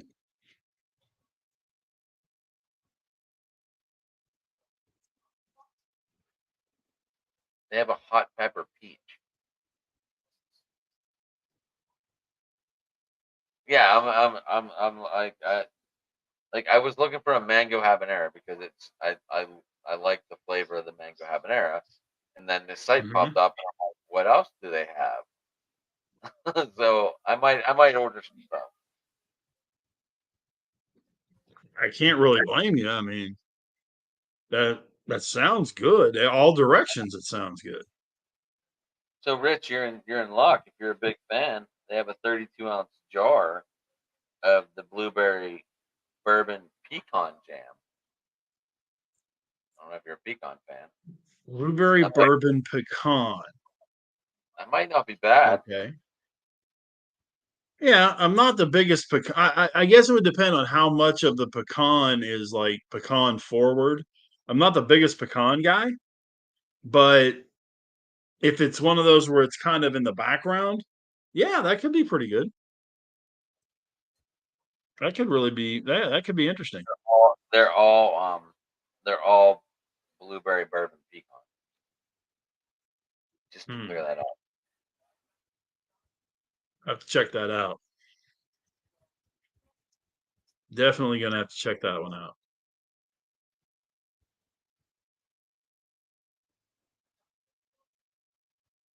This is one of its like better sellers. Cool.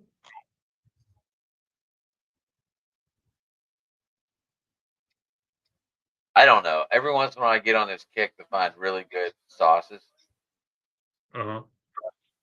So that's what I've been doing. Chris, real quick, are you hearing anything out west about what you guys might be getting back in return? I was hoping to give him like a minute or two to see if he Yeah. comments. So when you do wings, are you a drum or a flat guy? I could do both. I'm the same way. I I know prefer some drum. guys that are all one, all the other. I can go either way. I prefer legs, but or drums, but I'll go either way.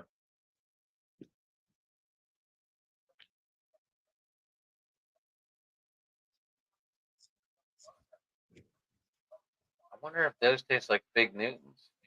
Strawberry and fig jam. Hmm. Possibly. Possibly. Strawberry and fig together. I could see that working. I could see it, yeah. I'm curious to see what this amber ale pineapple tastes like. Yeah. That might Yeah. not be bad. I am definitely giving away free advertisements. I need to clip this We've and been send doing it that all night, man. to Hey, if Groupon. your business would like to advertise on, Let us know. we I'm can in. be bought. I can run a ad as you see. I'm reading off your products right here. Created my own Yeah. promo for you. Hey Drive man, to I the got top. news for you. I'm kidding. You get us a Charles Chip sponsorship, and I'm all in on that. Well, we're working on jerky right now. We're waiting for a guy to get back to us. Dude, But yeah, this man, homemade jerky, and it's so freaking good. Oh my god! I Charles ran Chips into is still the best chips in the world. Period. what are they? Huh? What are they? Charles Chips. Never had 'em. They come in a can. This big metal can. Like like you go to Walmart at Christmas and they got those big tins of popcorn. Yeah. Charles Chips. Chips in a can. It Okay. ain't All right. Pringles. I was gonna These say that's suckers are rock star, man. They're the best chips you'll ever have. I promise. You won't come within a foot of Utz or hers or anything like that after that. Mm-mm. Rich. You got to remember, Promise. I'm a Snyder's guy. You won't go near Snyder's either. Snyder's barbecue, man. That's been my go-to forever. Snyder's That and her barbecue is always good. that and her sour cream and onion. See, I was never a Hers guy, period. I'm only a Hers guy of salt and vinegar or sour cream and onion chips. That's it. The green bag, the green foil. Oh my gosh. I don't know. There's certain chips. When Everyone has their certain go-tos. Yeah, when I was growing up, before we moved to Texas, it was Pringles and Snyder's, and that was pretty much what we got. And then we started getting Charles chips, and then we moved to Texas. They had Charles chips in Texas too. Um, I'm gonna but look these the up. you know those just There's straight. Charles. And see, Pringles, the originals. I know they got 86 flavors out there right now, and some of them are good, and some not so much. I mean, the pizza ones are really good and that kind of thing. But give me an original Pringle. The only thing better than that is a Charles chip. I'm telling you right now. I'm looking at it right now, Rich. There you go. That's it. $33 for chips. Yep. Is that normal? Mm-hmm. And you can get them on Amazon. Well, you're better off getting them straight from Charles Chips. If you go to their website, Charles Chips, you talk about advertising, and remember, this is what I do for a living, is radio advertising and that kind of stuff. CharlesChips.com. You get 10% off your first order, but you can get and I'm trying to remember how many's in the tin. Offered me But yeah, that it's then. $33.99. It's a pound of chips, 16 ounces of chips, in the tin for $34. Oh, and they still have their mini pretzels, their barbecue chips, and the potato sticks. Remember the potato sticks? I guess it's the tin that makes them that much expensive, right? To a degree, but the quality of them is, you got that too. So which ones do you want to get? The sweet barbecue, the waffle chips, the salt and For vinegar you, waffle? for you, for you, right at the beginning, go original. I've never seen salt and vinegar chips in a ruffle style. You've never seen salt and vinegar chips? What? In a ruffle style with the waves. Man, I'm not a big. I'm Now I not might have. honestly the biggest. I like that crunch. I like that crunch. That's what I like. Yeah. Now, see, you can buy Charles chips in bags. You don't have to So, buy the tin. but Um, that you the know, experience. the huh? That ruins the experience. Yeah, I mean the family size bags are Go $24. to a baseball game and not getting the mini helmet. Valid, valid. But you get All right, hey, you would get 3 8-ounce bags for $24.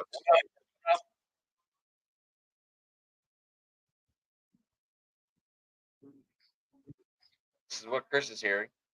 Obviously, Bubba I've seen it. Chandler. And see that's kind of a combination of what we've been hearing, right? No, not one guy's on there that I mentioned. Well, I mentioned Jeb. I didn't mention Jeb. I mentioned I thought you had Wonko. Harrington on your list. Oh, did I? Maybe I did. I didn't think But so. I had this Wonka, just reinforces but no. the fact that they don't know what they're doing. Yeah, so this is going to be mixed. Well, thank you, Chris. Obviously, we're hearing all kind of different stuff everywhere. But Yeah, I this mean, I trade, wouldn't be. Mhm. go ahead. I wouldn't be Go the ahead. least bit surprised if it's some. Okay, we lost Rich. I think he hit the back button on his phone. Bubba Chandler.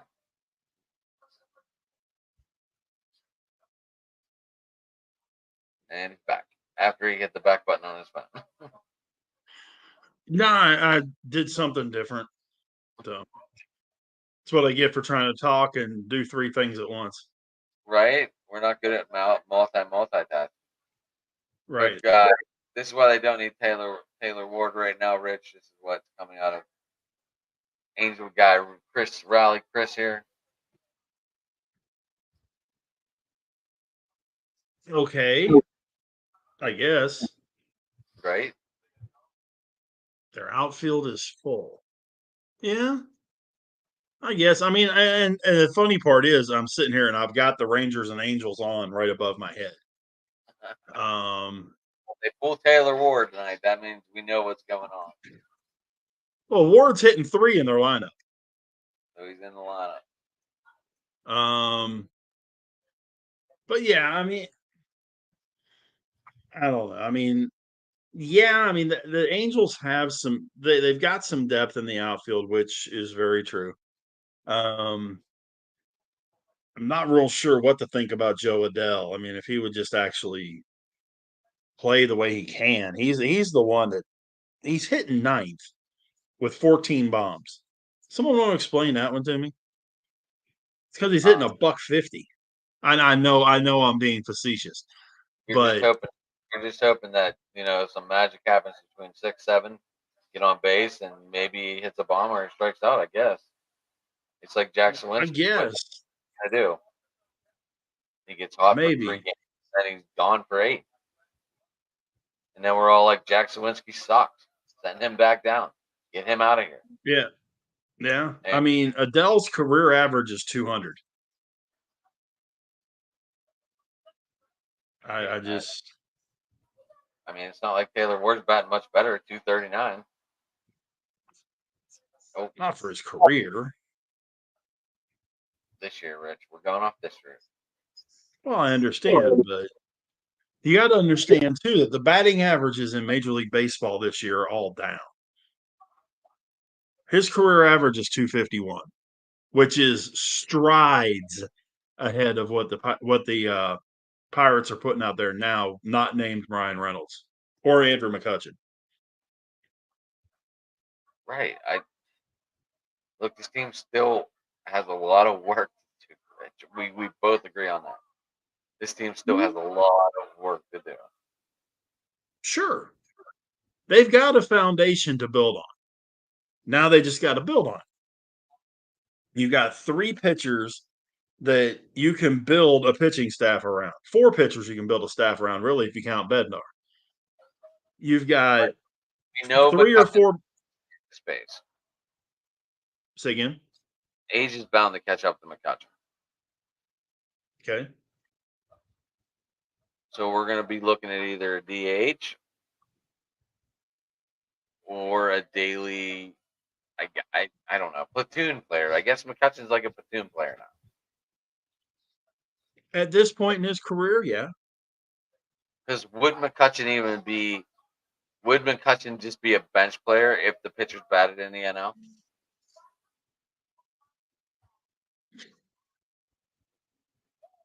Probably. Right, that's a tough question because we all love the guy. We Or he hate would seeing. or he learns to play first base. So they also have another outfielder that Chris is excited about too, along with Jordan Adams. They also have Nelson Rhoda. I've heard that name. I don't know a whole lot about him, but I've heard that name. I've heard he's definitely somebody that the Angels have high hopes about. Because I mean, you got to remember they're going to lose Pilar after this season. He's hanging them up after this year, so you're not going to have him. You have him now, but you're not going to have him next year. Well, that's why I think maybe that's why Chris is mentioning these outfielders ready to step in. And maybe once the rosters expand in late August or late September, maybe we'll see these guys up here. Yeah. Yeah. Did we lose? We've done. Rich, is this game over? Our game? Or did they come back? 9-0, Rich. 9-0. That's not Brutal. that. Brutal. I understand. Brutal. But we can't win every night. I mean, we literally just hit 12 home runs in 2 games. Right. And I mean, that's one of the things that drives me, and it's why I just learned to like glance through these pirate fan pages and that kind of stuff. There are people on those pages, and if any of you are listening, please take this as a reminder. Nobody in the history of baseball has gone 162-0. Nobody has even smelled it. The best regular season team in the history of Major League Baseball lost 38 games. So, yes, you're going to have bad days. I've seen the Pirates go on a 5 or 6 game winning streak. They lose one game. Oh my God, they need to fire the whole team, get rid of everybody. It's like, people, you're calling the fire department for a candle fire. It's not that big of a deal. You're gonna, it goes back. You and I talked about this a long time ago. Tommy Lasorda said many, many years ago, and it's true. The best team in baseball is going to lose 54 games. The worst team in baseball is going to win 54 games, even the White Sox. It's what you do in those other 54 that determines whether you make the playoffs or not. Guys, you're going to lose 54 games. Okay, live with it. You're not going to play great 162 times. It just is not going to happen. Hasn't ever happened, never will happen. I find it semi amusing to watch these people just absolutely be ready to jump off a bridge because the Pirates had a bad game.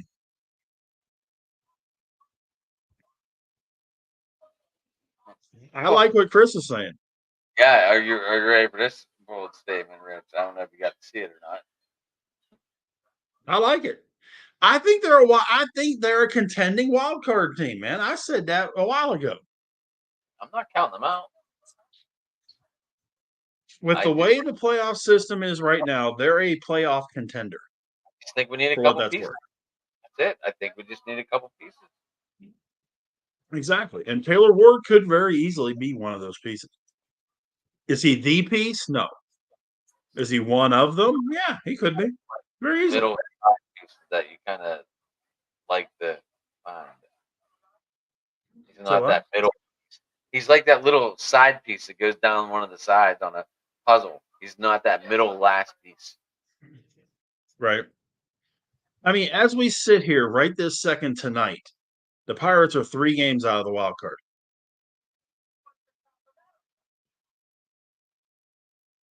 Okay. Did the Cardinals end up winning that game tonight? That was a bad Say one. again? Did the Cardinals win tonight? Cardinals. No, Royals beat them 6-4. 8-5. Oh, I'm sorry. Game 1 was 6-4. My bad. So game 1 was 6-4. Game 2 was 8-5. So the Cardinals got swept in that doubleheader.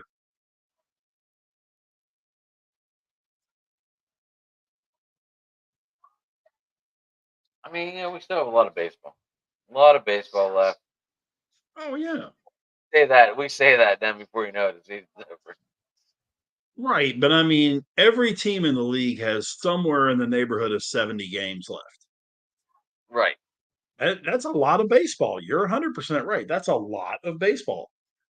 You could have a team go completely berserko and the Rangers could be one of those teams in the American League that goes on one of those win 12 out of 15, or you could do what the Yankees are doing right now. Can't get out of their own way. They're like, I think it's 6-18 in their last 24. Would you rather have that happen now or like down the final playoff stretch? Oh, now definitely. Now you don't want to go into the playoffs on a bad run. I was surprised the Rangers did what they did last year going in on a bad run. I really was. And stripes out of nothing. We're still talking about the Bombers in New York. And like Jamie said last night, and you guys all said last night on open mic, they're gonna be getting Geno Stanton back. We talked about this Fred Rice guy. who's probably going to be their first baseman. I picked him up on fantasy, so yeah, I'm able to, of course, I've become a fan of this kid. Coming out of nowhere, he had 3 home runs the other day. Yeah. The kid's on fire, and he's happy to be up here. And I'm gonna ride this wave until it dies. Yeah, but I mean, now comes the thing of, is he Mattingly or Moss? I Right. mean, Well, is he going to be the next first baseman? Is he going to be the first baseman for the next 10 years? Or does he crap out in 25? I don't have any of those answers. I'm not a Yankees guy, Well, even but though I mean, that's what the I'm there. Yankees right now, when you look at the American League, I got bad news for people. And I hate to say this to our guys, even. The Yankees are not the team to beat in the American League right now. I'm sorry, they're not. You're They're speaking not like even the team to beat in their division right now. you're talking about that friendly combine down in Camden Yards.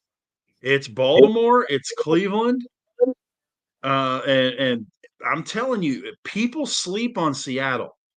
Don't. I watched Seattle numerous times a season, whether it's just because I'm that big of a baseball junkie and watch a lot of West Coast baseball, or because of how many games they play against the Rangers. Seattle is solid. Scott Service has put a team together out there with a strong pitching staff and really good hitters. And if their bullpen can stay healthy, if their pitching can stay healthy, Seattle's going to be somebody to really contend with in the playoffs this year, much like what the Rangers did last year. Chris is saying this trade ain't gonna get done until the end of July. I think he's right. I think that he'll be a Pirate by August 1st.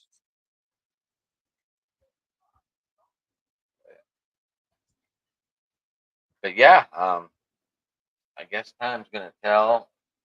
Rich, we're hitting the 2 hour Yeah, mark here. I noticed that. We're July 30th. We're 20 days from the trade deadline.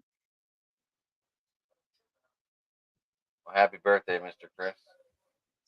Yeah, your birthday's the same day as my grandson's, man. Happy birthday. Um,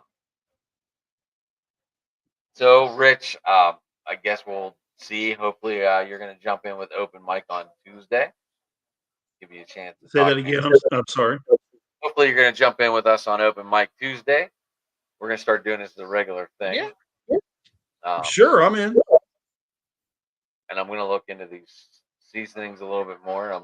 Maybe we'll have taste tests. Who knows?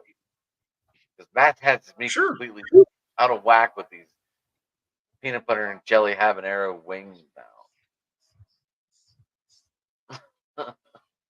I have Yeah. no idea. I want to find them. I want to find this sauce and try it.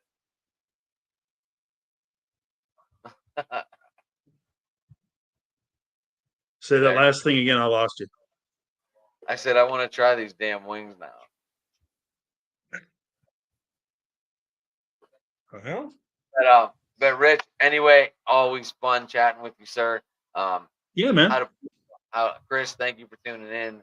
How do we get a hold of you, buddy? Hey, on Twitter, it's Go Big Go Home Pod, or on Facebook, it's my name, Rich Richardson. And hit up with questions. If you got questions you want us to talk about for the next show, let me know. Right, right. Our next show, well, my next show, Rich, hopefully you're going to jump in. Open mic Tuesday, sports Yep. usually, but who knows, we might mix it up. Who knows? Hopefully Matt jumps in with us and we can hear all about this. I am at Sports Talking It. You can find me on Twitter. You can find us on Driving to the Top Productions on the YouTube channel. Like, subscribe, hit the notification button, turn it on. You can find my little dog, Miss Phoenix, in the picture. All our shows are listed there. Check them all out. Give them likes. Share them. Get them out there. You can also find us Driving to the Top on Twitter and 412 chat. Let's go Bucks. Yep.